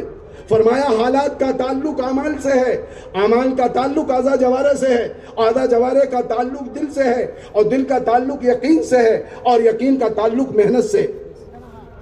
جیسی محنت ہوگی ویسے اندر کا یقین بنے گا۔ میں نے ہر جگہ سنایا، آپ کو بھی سنا دیتا ہوں۔ عمر رضی اللہ تعالیٰ عنہ کے زمانے میں امیر المومنین ہے، خلیفۃ المسلمین ہے، کون؟ عمر رضی اللہ تعالیٰ عنہ۔ عمر رضی اللہ تعالیٰ عنہ کا زمانہ چل رہا ہے۔ آپ کے زمانے میں ایک صحابی سے زمین خرید لی، ایک صحابی نے زمین بیچ دی، سودا ہو گیا۔ جب سودا ہو گیا تو بزرگوں دوستوں بات ختم ہو گئی۔ لیکن جنہوں نے زمین خریدی تھی، اس زمین میں وہ جوتائی کے لیے انہوں نے ہل چلانا شروع کیا۔ جب ہل چلانا شروع کیا تو اس کے اندر خزانہ نکلا اور دفینہ نکلا، سونا اور چاندی اور ہیرے جواہرات اور بڑی مقدار میں ملا۔ خریدنے والے تو پریشان ہو گئے، یہ گئے بیچنے والے کے پاس، کہنے لگے حضرت میں نے آپ سے زمین خریدی تھی، ہاں اچھی بات ہے، پیسہ بھی مل گیا ہم کو، کہ لیکن میں نے جتائی شروع کی تو خزانہ نکلا ہے، تو خزانہ تو میں خریدا نہیں تھا، میں نے تو زمین خریدی تھی، یہ خزانہ آپ کا ہے، آپ لے لو۔ تو وہ صحابی کہنے لگے جنہوں نے بیچی تھی میں نے تو زمین بیچ دی تھی، مجھے کیا معلوم تھا اس کے اندر کیا ہے کیا نہیں ہے، اب زمین میں جو کچھ ہے وہ سب آپ کا ہے، میں نہیں لیتا۔ یہ کہہ رہے میں نہیں لیتا، وہ کہہ رہے میں نہیں لیتا۔ اللہ اکبر۔ ابتدا وہ تھی، انتہا یہ ہے۔ 500 کی نوٹ پہ پیر رکھ کے آدمی کھڑا ہو جاتا ہے، یہ انتہا ہے، سمجھ رہے؟ میرے بھائیوں بزرگوں دوستو، اسلام یوں ہی نہیں پھیلا، بزرگوں دوستو، اخلاق سے، معاملات سے یہ معاملہ ہے، لین دین ہے۔ وہ کہے آپ لے لو، یہ کہے آپ لے لو، اسی پہ بحث ہو رہی، تیار نہیں ہوئے، کیوں؟ ایمان ہے، یہ ایمان ہے، ایمان حقیقت کے ساتھ ہے۔ آج ہمارے اور آپ کے پاس جو ایمان ہے وہ حقیقت سے خالی ہے، برا نہ مانیے گا۔ وہ ایمان جو دنیا میں گناہوں سے نہ بچا سکے وہ آخرت میں عذاب سے کیا بچائے گا؟ ایمان ہے، لیکن ایمان کو قوی کرنے کی ضرورت ہے۔ ایمان پختہ ہوگا دعوت کی محنت سے، ایمان پختہ ہوگا بزرگوں دوستو جو ہے مجاہدوں اور قربانیوں سے۔ اتنا ایمان بنانا ضروری ہے۔ من قال لا الہ الا اللہ مخلصا دخل الجنہ، جو اخلاص کے ساتھ کلمہ پڑھے گا جنت میں داخل ہوگا۔ قیل وما اخلاصھا، صحابہ نے کہا اس کا اخلاص کیا ہے؟ آپ نے فرمایا ان تحجزہ عن محارم اللہ، کلمے کا اخلاص یہ ہے اپنے پڑھنے والے کو حرام کاموں سے روک دے۔ فرمایا اگر کوئی حرام کام سے نہیں رک رہا ہے تو یہ سمجھ لے ابھی کلمے کا اخلاص ہمارے اندر نہیں آیا ہے، ابھی ہم نے کلمہ نہیں سیکھا ہے۔ یہ پورے مجمع سے کہہ رہا ہوں، یہ حدیث بتا رہی ہے کہ جو حرام کاموں سے نہ رکے بزرگوں دوستوں گویا وہ اخلاص، کلمے کا اخلاص نہیں سیکھا ہے۔ اور نماز کہ ان الصلاۃ تنہی عن الفحشاء والمنکر، بے شک نماز کی خاصیت یہ ہے فحش منکر سے روک دیتی ہے۔ اگر نمازی فحش منکر سے نہیں رک رہا ہے وہ نمازی یہ یقین کر لے ابھی ہماری نماز میں کمی ہے، نماز کامل نہیں بنی ہے۔ نماز بھی ہے چوری بھی ہے، نماز بھی ہے بدکاری بھی ہے، نماز بھی ہے ڈکیتی بھی ہے، نماز بھی ہے جھوٹ اور سود بھی ہے۔ میرے بھائیو بزرگوں دوستو فرمایا کہ کچھ لوگ نماز سے غافل ہیں اور کچھ لوگ نماز میں غافل ہیں۔ کچھ لوگ نماز سے غافل ہیں، وہ نہیں پڑھتے، اور کچھ لوگ نماز پڑھ کے نماز ہی میں غافل ہیں۔ یہ دیکھنا پڑے گا ہم کو۔ جو ہماری زبان پہ دعویٰ ہے ہم تو سب جانتے ہیں، ہم تو سب جانتے ہیں۔ میں عرض کر رہا ہوں، دیکھو ایک بات اور درمیان میں عرض کر دوں، اللہ رب العزت سے چالاکی نہیں چلتی۔ ہم چاہے کتنے بڑے چرب زبان ہو جاویں اور کتنے بڑے لیڈر ہو جاویں اور کتنے بڑے بولکا ہو جاویں، زیادہ بولنا عقل مندی کی دلیل نہیں ہے۔ اللہ سے چال بازی اور چالاکی نہیں چلتی۔ ہمارے ایک بڑے اللہ والوں نے مثال دی، میں عرض کروں آپ کو، انہوں نے مثال یہ دی میرے بھائیوں بزرگوں دوستوں، ایک آدمی سرکاری نوکری کرتے تھے، برا نہ مانیے گا کوئی سرکاری نوکری میں ہو، ایک میں مثال دے رہا ہوں، سرکاری نوکری کرتے تھے اور بیچارے پینٹ ہے، شرٹ ہے، کوٹ ہے، ٹائی ہے لگا کے آفس میں جاتے تھے، بڑے عہدے پہ فائز تھے، بڑا عہدہ تھا، اور لوگ اپنے کاموں کو بنوانے کے لیے ان کو رشوت دیتے تھے تو یہ ہاتھ سے نہیں لیتے تھے۔ انہوں نے کوٹ کو ٹانگ دیا آفس اپنے دفتر میں، تو رشوت دینے والے آ کے اس جیب میں رکھ دیا، اس پاکٹ میں رکھ دیا، ادھر رکھ دیا، ادھر رکھ دیا، سمجھ گئے؟ اور جب شام کو گھر جاتے تھے تو کوٹ کو پہن لیا، گئے گھر میں ہینگر میں ٹانگ دیا، بیوی محترمہ آتی تھی سب نکال لیتی تھی، جو وزیر داخلہ ہے، کوٹ خالی، وہاں کوٹ بھر گئی، یہاں کوٹ خالی ہو گئی۔ جب بات ہوتی تھی دوستوں میں تو کہتے تھے قسم کھا کے کہہ سکتا ہوں رشوت کو ہاتھ نہیں لگاتا۔ بات تو صحیح ہے، یہ رشوت کو ہاتھ نہیں لگاتے، لیکن جیب بھر کے لاتے ہیں ہاتھ نہیں لگاتے۔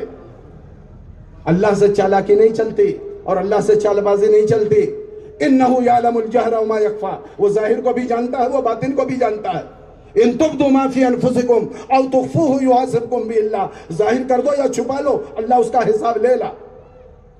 میرے بھائیوں بزرگوں دوستو فرمایا سیدھے سیدھے آؤ یقین والے راستے پر، آؤ عمل والے راستے پہ، آؤ اخلاق والے راستے پہ، آؤ صحابہ کی سیرت پہ، آپ پیارے نبی صلی اللہ علیہ وسلم کی پاکیزہ زندگیوں پہ، آپ کی پاکیزہ تعلیمات پہ آؤ۔ چین سکون چاہتے ہیں تو آپ کی تعلیمات پہ آؤ، زندگی لاؤ، اور یقین کرو خود چلو، بچوں کو چلاؤ، گھر والوں کو چلاؤ، دیکھو گھر جنت کا نمونہ بن جائے گا، رحمتوں برکتوں سے اللہ گھر بھر دے گا۔ کہ کیوں؟ کہ دن ہمارے گھر میں آ گیا، حضرت محمد صلی اللہ علیہ وسلم کا پاکیزہ طریقہ آ گیا، اب گھر میں تلاوت کی جا رہی، 5 اعمال کے ساتھ تعلیم ہو رہی ہے، مرد ہے وہ مسجد میں بیٹھتا ہے، تعلیم کے حلقوں میں بیٹھتا ہے، مشورہ کرتا ہے، اللہ کے راستے میں نکلتا ہے، مسجد کو آباد کرتا ہے، اپنے ایمان کی فکر کرتا ہے، بچوں کو مکتب میں بھیجتا ہے، ایک فکر میں لگا ہوا۔ فرمایا جو اس محنت میں لگا رہے گا سب سے بڑا فائدہ یہ ہے اس کا خاتمہ ایمان پر ہوگا، اس لیے کہ ہر وقت وہ اسی فکر میں رہے گا۔ میرے بھائیوں بزرگوں دوستو، یہ بات ادھر چلی گئی، میں عرض کر رہا تھا کہ اب وہ صحابی کہیں آپ لے لو، وہ کہیں آپ لے لو، وہ کہیں آپ لے لو، کہیں آپ لے لو۔ حضرت عمر رضی اللہ تعالیٰ عنہ نے جج اور قاضی بنایا تھا حضرت کعب رضی اللہ تعالیٰ عنہ کو، وہ مدینے میں فیصلہ کیا کرتے تھے۔ ان کی خدمت میں مقدمہ گیا کہ یہ مسئلہ ہے، پوری بات بتائی گئی، تو قاضی صاحب نے کعب رضی اللہ تعالیٰ عنہ بہت سمجھایا دونوں صحابی کو، یہ دونوں ماننے کے لیے تیار نہیں، وہ کہے میں نہیں لوں گا، وہ کہے میں نہیں لوں گا۔ تو قاضی صاحب کا دیکھیے فیصلہ، کعب رضی اللہ تعالیٰ عنہ نے فرمایا ایک صحابی سے یہ بتاؤ تمہارے لڑکا ہے؟ کہ ہاں لڑکا ہے۔ جوان ہو گیا؟ کہ جوان ہو گیا۔ دوسرے صحابی سے فرمایا تمہارے بیٹی ہے؟ کہ بیٹی ہے۔ جوان ہو گئی؟ کہ ہاں شادی کے قابل ہو گئی۔ کہ سنو دونوں کا ہم رشتہ نکاح کر دیتے ہیں، تیار ہو؟ ہم تیار ہیں، نہ گھوڑا نہ جوڑا نہ توڑا، سمجھ رہے؟ چٹ منگنی پٹ بیاہ، چٹ منگنی پٹ بیاہ، مجلس میں بات ہوئی فوراً نکاح کر دیا دونوں کا، اور جب نکاح کر دیا تو کعب رضی اللہ تعالیٰ فرمایا تم دونوں نہیں تیار ہوتے ہو، یہ سارا خزانہ اس لڑکے اور لڑکی کو دیتے ہیں، اپنی زندگی میں استعمال کریں گے۔ فیصلہ ہو گیا، بس کتنا خوبصورت فیصلہ ہوا، یہ دونوں راضی بھی ہو گئے۔ ایمان مسئلے کا حل ہے، اگر ایمان حقیقت کے اعتبار سے آ جاوے تو یہ جتنے مقدمات ہائی کورٹ میں ہیں اور سپریم کورٹ میں ہیں آدھے مقدمات کم ہو جائیں گے۔ ہمارے ایک وکیل تھے یو پی کے، تو وہ جب ان کے پاس کوئی مقدمہ لے کے آتا تو وہ پہلے کہتے بھائی میری شرط یہ ہے کہ میرے ساتھ 3 دن لگانا پڑے گا اور شب گزاری میں اتنے دن آنے پڑیں گے۔ تو وہ جب آتا تھا 2-4 شب گزاری میں آیا، بیان سن لیا اور 3 دن لگا لیا، تعلیم کے حلقوں میں بیٹھا، تو وہ جاتے جاتے کہتا تھا وکیل صاحب اب مقدمہ نہیں لڑیں گے، غلطی میری ہی تھی، اب بات سمجھ میں آ گئی ہے، اب میں مقدمہ لے لڑوں گا، معاف کر دیجیے ہم کو۔ بنیاد کہاں ہے وہ تو دیکھنی پڑے گی ہم کو۔ جھوٹے مقدمات بزرگوں دوستوں، خامخواہ کے مقدمات ایسے چل رہے ہیں۔ تو میں نے یہ عرض کیا ایک واقعہ تو ایمان مسئلے کا حل ہے، اور پھر میں ایک کارگزاری سنا دوں، بات اسی پہ ختم کرتا ہوں، عموماً میں سنا دیا کرتا ہوں۔ بمبئی کے اندر ایک نوجوان، اس نے 4 مہینے لگائے، کتنے لگائے بھائی؟ 4 مہینے لگائے۔ 4 مہینے لگا کر اس کی زندگی میں انقلاب آ گیا، چہرے پہ داڑھی آ گئی، کرتا پائجامہ ٹوپی سر پہ آ گیا، حلیہ وضاقتہ بدل گیا بزرگوں دوستوں، اور اس نے طے کیا کہ حلال کماؤں گا، حلال کھاؤں گا، محنت مزدوری کروں گا، کھاؤں گا، اللہ اسی میں برکت دے گا۔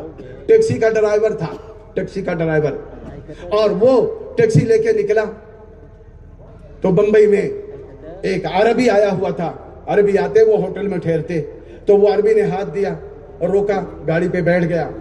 تو وہ بمبئی میں ایک جگہ بھاری کھلا، اصل میں ہے بائی کلا، لوگ اس کو بھاری کھلا کہتے ہیں، بائی کلا ہے، مصطفیٰ بازار ہے، رئی روڈ ہے، دارو خانہ ہے، ایک لائن سے اسی روڈ پہ ہے سب۔ بائی کلا میں کارنر پہ ایک ہوٹل ہے، 7-8 منزلہ ہوٹل، عرب آ کے وہاں ٹھہرتے۔ وہاں پہنچا، عرب نے کہا مجھے اتار دو، اتار دیا، سامان لے کے چلا گیا، لیکن ایک سوٹ کیس چھوڑ گیا، وہ عربی بھول گیا۔ کرایہ دیا، یہ نوجوان گاڑی لے کے چلا، یہ اوپر چلا گیا عربی، لیکن یہ کچھ دور ٹیکسی والا گیا نوجوان، تو دیکھا ایک سوٹ کیس تو یہ بھول گیا ہے، تو وہ پھر کہا جس کی ہے اس کو واپس کرنا چاہیے، اس کو واپس کرنا چاہیے۔ لے کے آیا اسی ہوٹل کے نیچے، تو دیکھا عربی ادھر ادھر چکر لگا رہا اور دوڑ رہا ہے، اور وہ یہ کہ ٹیکسی والا مل جائے۔ تو بزرگوں دوستو اتنے میں نظر آ گیا، اس نوجوان نے کہا کہ صاحب یہ اپنی سوٹ کیس لے لیجئے، اور عربی کا وہ سوٹ کیس، اس میں پیسے ہی پیسے تھے، ریال اور ڈالر۔ لیکن اب دل بدلنے والا تو اللہ ہے، دل بدلنے والا کون ہے؟ دل میں بات ڈالنے والا اللہ ہے، دل کو بدلنے والا اللہ ہے، مقلب القلوب اللہ ہے۔ دنیا کے سارے انسانوں کے قلوب اللہ کے 2 انگلیوں کے بیچ میں ہیں، اللہ مقلب القلوب ہے، اللہ نے دل کو بدل دیا۔ عربی نے کہا نوجوان سے اچھا یہ بتاؤ تمہاری ٹیکسی یہ ذاتی ہے یا بھاڑے اور کرائے پہ چلاتے ہو؟ نوجوان نے کہا ہم تو بھاڑے کرائے پہ چلاتے ہیں، میری اپنی نہیں، ہم غریب آدمی ہیں، میں نے طے کیا کہ آپ کی امانت تھی آپ کے پاس پہنچا دوں۔ اس عربی نے کہا چلو ہم تم کو نئی ٹیکسی خرید دیتے ہیں اور یہ ٹیکسی واپس کر دو، اب وہ ٹیکسی تمہاری اپنی ذاتی ہوگی اور اس کو چلانا اور پوری آمدنی خود لینا، اس لیے کہ تم نے جو سوٹ کیس واپس کیا ہے اس میں اتنی رقم ہے کہ کئی ٹیکسیاں آ جاتی خریدی جا سکتی تھی، تم نے امانت داری سے ایمانداری کا ثبوت دیا ہے، چلو نئی ٹیکسی خرید دیتے ہیں۔ میرے بھائیوں بزرگوں دوستوں، اللہ سے ہم معاملہ کریں، سچائی کا معاملہ کریں، امانتداری کا معاملہ کریں، اخلاص کا معاملہ کریں، سچا عمل پیش کریں۔ بزرگوں دوستوں، وہی اللہ موجود ہے، اپنی قدرت کے ساتھ موجود ہے۔ ہماری نیتوں میں فرق آ گیا، ہمارے یقین میں فرق آ گیا، ہمارے عمل میں فرق آ گیا، ہمارے اخلاص میں فرق آ گیا، ورنہ میرے بھائیوں بزرگوں دوستوں اللہ اسی قدرت کے ساتھ موجود ہے۔ ہم اخلاص والا عمل تو پیش کر کے دیکھیں، ہم سچی نیت کے ساتھ عمل تو کریں، اللہ کو راضی کرنے کے جذبے ساتھ دیکھیں وہ کیسی ہماری زندگی بناتا ہے، ہمارے حالات کیسے درست کرتا ہے۔ لیکن ہم بقول حضرت مولانا یوسف صاحب رحمۃ اللہ فرمایا کرتے تھے کہ بزرگوں دوستوں آدمی جو چاپلوسی والی عبادت پیش کرتا ہے تو اللہ پسند نہیں کرتے، فرمایا اخلاص والا اللہ عمل پسند کرتا ہے، اغراض والے عمل سے اللہ خوش نہیں ہوتا۔ ہمارے اعمال اغراض والے ہیں، اخلاص والے نہیں ہیں۔ فرمایا اخلاص پیدا کرو، جیسے تین ان سفر کرنے والوں نے کیا تھا، غار میں پھنس گئے تھے اور تینوں نے کہا اور اپنے اخلاص والے عمل کا واسطہ دیا، اے اللہ میں نے جو ہے مزدور کو مزدوری دی، وہ لینے سے انکار کر دیا اور وہ چلا گیا اور اس سے تجارت شروع کی، بہت سارے جانور اور بہت ساری جائیداد ہو گئی، جب لوٹ کے آیا میں نے سب دے دیا، وہ سب لے لیا، اگر آپ کے لیے کیا ہو تو پتھر ہٹا دیجئے۔ دوسرے نے کہا اے اللہ میری چچا زاد بہن تھی، میں نے اس کو برائی کے لیے تیار کیا، نہیں تیار ہوئی، لیکن اس کو حاجت ہوئی، اس پہ پریشانی آ گئی، کچھ پیسہ اس نے مانگا، میں نے پیسہ دے دیا، میں نے تیار کیا برائی کے لیے، وہ تیار بھی ہو گئی، میں نے دونوں اس کے جو ہے پیروں کے درمیان میں جو ہے بیٹھ بھی گیا، لیکن اس نے کہا اللہ سے ڈر، اور اللہ دیکھ رہا ہے، اے اللہ میں نے پیسہ بھی چھوڑ دیا اور برائی سے توبہ بھی کر لیا، اگر آپ کے لیے کیا ہو تو آپ اس پتھر کو ہٹا دیجئے جس میں ہم پھنسے ہیں۔ تیسرے نے کہا اے اللہ آپ کو معلوم ہے کہ ہمارے ماں باپ وہ بوڑھے ہو چکے تھے اور ہمارا ذریعہ معاش بکریوں کے جو ہے بکریوں کے دودھ پر تھا، اور شام کو ہم آتے تھے، پہلے دودھ نکال کر ماں باپ کو پلاتے تھے، بعد میں بچوں کو پلاتے تھے، ماں باپ سو گئے تھے، دودھ نکال کر سرہانے کھڑا رہا کہ اٹھیں گے تو پلا دوں گا، بچوں کو بعد میں پلاؤں گا، کھڑے کھڑے پوری رات گزر گئی، اے اللہ اگر آپ کے لیے یہ عمل ہو، آپ کو پسند ہو، پتھر کو ہٹا دے، پتھر ہٹ گیا۔ اخلاص والے عمل سے دنیا میں بھی نجات ہے اور آخرت میں بھی نجات، لیکن بندے کا عمل اغراض والا، آج آدمی اغراض والا ہو گیا، مفاد والا ہو گیا، ابن الوقت ہو گیا، چاپلوس ہو گیا۔ اللہ تعالیٰ دل کے رازوں اور بھیدوں سے واقف ہے۔ ایمان مسئلے کا حل ہے، اور ایمان کی یہ محنت ہے، دعوت کی محنت، یہ ایمان کی محنت ہے۔ جتنی محنت کی جائے گی اللہ کے راستے میں نکلا جائے گا میرے بھائیوں بزرگوں دوستوں، اتنا ہمارے دل کا یقین بھی بنے گا اور ہماری زندگی بھی بنے گی۔ ایک صحابی ہیں بزرگوں دوستوں، بدر میں باپ اور بیٹے، سعد نام ہے، سعد بن خیثمہ رضی اللہ تعالیٰ عنہ، سعد بن خیثمہ رضی اللہ تعالیٰ عنہ، سعد بیٹے ہیں، خیثمہ باپ ہیں، دونوں گئے اللہ کے نبی صلی اللہ علیہ وسلم کی خدمت میں، ہم بدر میں جانا چاہتے ہیں۔ آپ نے فرمایا ایسا ہے ایک آدمی جاؤ ایک رہ جاؤ گھر، تو باپ نے کہا بیٹے سے، سعد سے، خیثمہ نے کہا سعد سے کہ سعد ایسا کرو، بیویاں وغیرہ ہیں اور ابھی تم نوجوان ہو تو اپنے بال بچوں میں رہ جاؤ، مجھے جانے دو۔ تو سعد نے کہا کہ ابا حضور بات یہ ہے اگر جنت کا مسئلہ نہ ہوتا تو میں آپ کو ترجیح دیتا کہ آپ جاتے، لیکن مسئلہ جنت کا ہے اس لیے میں بھی جاؤں گا۔ قرآن ڈال لیا جاوے، بے قرآن اندازی کی گئی اور قرآن اندازی میں بیٹے کا نام آ گیا، حضرت سعد کا نام آ گیا۔ خیثمہ باپ رہ گئے، سعد گئے اور سعد لڑتے لڑتے شہید ہو گئے اللہ کے راستے کے لیے۔ بزرگوں دوستو، شہادت کا شوق، شہادت کا تمنا، رافع بن خدیج، سمرہ بن جندب رضی اللہ تعالیٰ عنہما، یہ چھوٹے بچے ہیں، 14-15 سال کی عمر بتائی گئی، پنجے پر کھڑے ہو کے لمبے دکھائی دیں، مجھ کو قبول کر لیا جائے۔ ابتدا وہ تھی کہ پنجے پہ کھڑے ہو کے ایڑی اٹھا کے لمبا معلوم ہو، انتہا یہ ہے ہمارا سر اٹھا ہو تو تشکیل کے وقت سر بھی جھکا لیتے ہم، وہاں ایڑی اٹھا لیتے تھے، پنجے کے بل کھڑے ہو جاتے تھے ہم کو قبول کر لیا جائے، اور یہاں ہم بچ جانے سر بھی جھکا لو، کوئی ہم سے نہ کہے 4 مہینہ نکلنے کے لیے۔ اللہ کے نبی صلی اللہ علیہ وسلم نے ایک کو اجازت دے دی، ایک کو نہیں دی، رونے لگے، چچا سے سفارش کروائی، کہا ہم مقابلہ کروا دیجئے۔ اللہ کے نبی صلی اللہ علیہ وسلم سے کہیے مقابلہ کروا دے، میں کمزور نہیں ہوں، میں بھی جانا چاہتا ہوں۔ مقابلہ ہوا، انہوں نے پچھاڑ دیا۔ اللہ کے نبی صلی اللہ علیہ وسلم دونوں کو کہا تم دونوں چلو۔ اللہ اکبر۔ صحابہ کے جوان، صحابہ کے بچے، صحابہ کے بوڑھے، صحابہ کے معذور اور صحابہ کے مستورات اللہ کے راستے میں جان دینے کا بزرگوں دوستو جذبہ رکھتے تھے اور شہید ہونے کی تمنا کرتے تھے۔ آج کا مسلمان مرنا نہیں چاہتا، آج کا مسلمان جینا چاہتا۔ میرے بھائیوں بزرگوں دوستو، مسئلے کا حل جو ہے وہ یہی ہے کہ حضرت محمد صلی اللہ علیہ وسلم کے طریقے پہ آویں اور آپ کی پاکیزہ تعلیمات پہ آویں۔ بزرگوں دوستو، میں تو عموماً عرض کیا کرتا ہوں، دارالعلوم دیوبند کے قائم ہونے کا مقصد، مظاہر علوم سہارنپور کے مدرسے کے قائم ہونے کا مقصد، دارالعلوم ندوۃ العلماء کے قائم ہونے کا مقصد، یا جتنے بھی اور چھوٹے بڑے ادارے ہیں، سب کے قیام کی بنیاد اور مقصد عالم ہونے کا، حافظ ہونے کا، مفتی ہونے کا، مبلغ ہونے کا، مقرر ہونے کا، قاضی ہونے کا، سب کا ایک مقصد ہے کہ پوری دنیا میں اللہ کا دین بلند ہو جائے اور گمراہی ختم ہو جاوے، لوگ جہنم سے بچ کر جنت میں جانے والے ہو جاویں، اسلام کا پرچم بلند ہو جاوے اور سب لوگ بزرگوں دوستو اللہ کی بندگی کے نیچے آ جاویں اور حضرت محمد صلی اللہ علیہ وسلم کے طریقے پہ چلنے والے بن جاوے۔ اس کے علاوہ کوئی مقصد نہیں۔ اگر اس کے علاوہ کوئی مقصد ہو تو آ کے مجھ سے کوئی بتا دے۔ سب کی محنت کا مقصد یہی ہے۔ میرے بھائیوں بزرگوں دوستو، چاہے وہ دعوت و تبلیغ ہو، چاہے مدرسے میں تعلیم و تعلم اور درس و تدریس ہو، چاہے جو جمعیت علماء کے پلیٹ فارم سے ہو، چاہے خانقاہ کے پلیٹ فارم سے ہو، سب کے مقصد یہی ہے، اللہ کا دین بلند ہو جاوے، لوگ نیک ہو جاویں، برائیوں سے بچ جاویں، گناہوں سے توبہ کر لیں اور حضرت محمد صلی اللہ علیہ وسلم کے طریقوں پہ چلنے والے بن جاویں۔ اس کے علاوہ کوئی دوسرا مقصد نہیں۔ سب نیت کریں، ارادہ کریں کہ انشاءاللہ دین کی محنت کو زندگی کا مقصد بنا کے کریں گے، انشاءاللہ کریں گے۔ انشاءاللہ 1 منٹ کے لیے گستاخی معاف ہو، سب پورا مجمع اپنی جگہ کھڑا ہو جائے۔ انشاءاللہ ہم جہاں رہیں گے دین کی محنت کریں گے۔ سب لوگ کھڑے ہو جائیں، سب کھڑے ہو جائیں۔ اللہ جزائے خیر دے، اللہ قبول فرمائے، اللہ مدد فرمائے، دونوں جہان کی بھلائیاں نصیب فرمائے، دونوں جہان کی ناکامیوں سے حفاظت فرمائے۔ اللہ بہت بہت قبول فرمائے، آپ کی آمد کو قبول فرمائے اور ہم سب کی نسلوں کو اللہ قبول فرمائے۔ تشریف رکھ کے بیٹھ جائیں، تشریف رکھیں، اللہ جزائے خیر دے، اللہ قبول فرمائے۔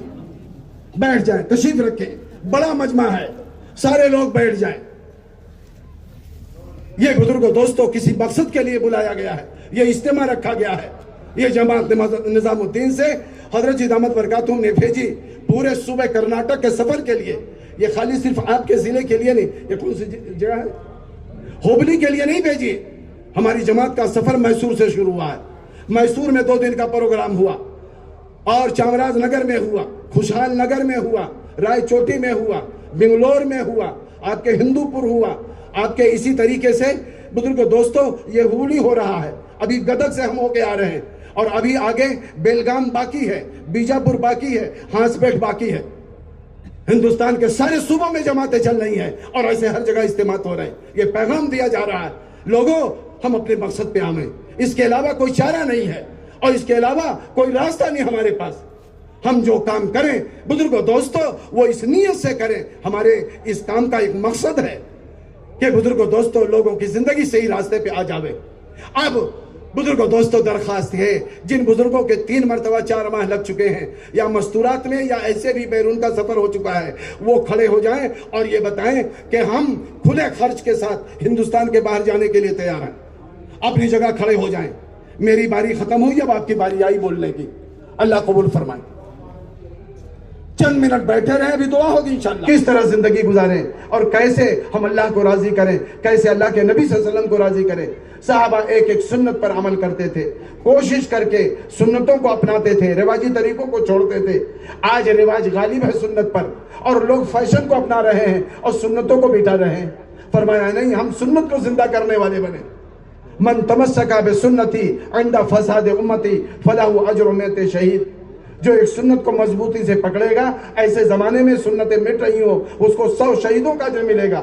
ایک شہید کا مقام یہ ہے کہ اللہ تعالیٰ ایک قطرہ زمین پہ خون گرنے سے پہلے مغفرت فرما دیتے ہیں اور باقی قطرات سے اس کے درجات کو بلند فرماتے ہیں۔ سب لوگ کریں گے انشاءاللہ؟ اللہ تعالی ہم سب کو قبول فرمائے. ویڈیو کے نیچے سبسکرائب کے بٹن پہ کلک کریں، بیل کے آئیکن پہ کلک کیجیے تاکہ ہر نئی ویڈیو کی نوٹیفیکیشن آپ کو مل جائے.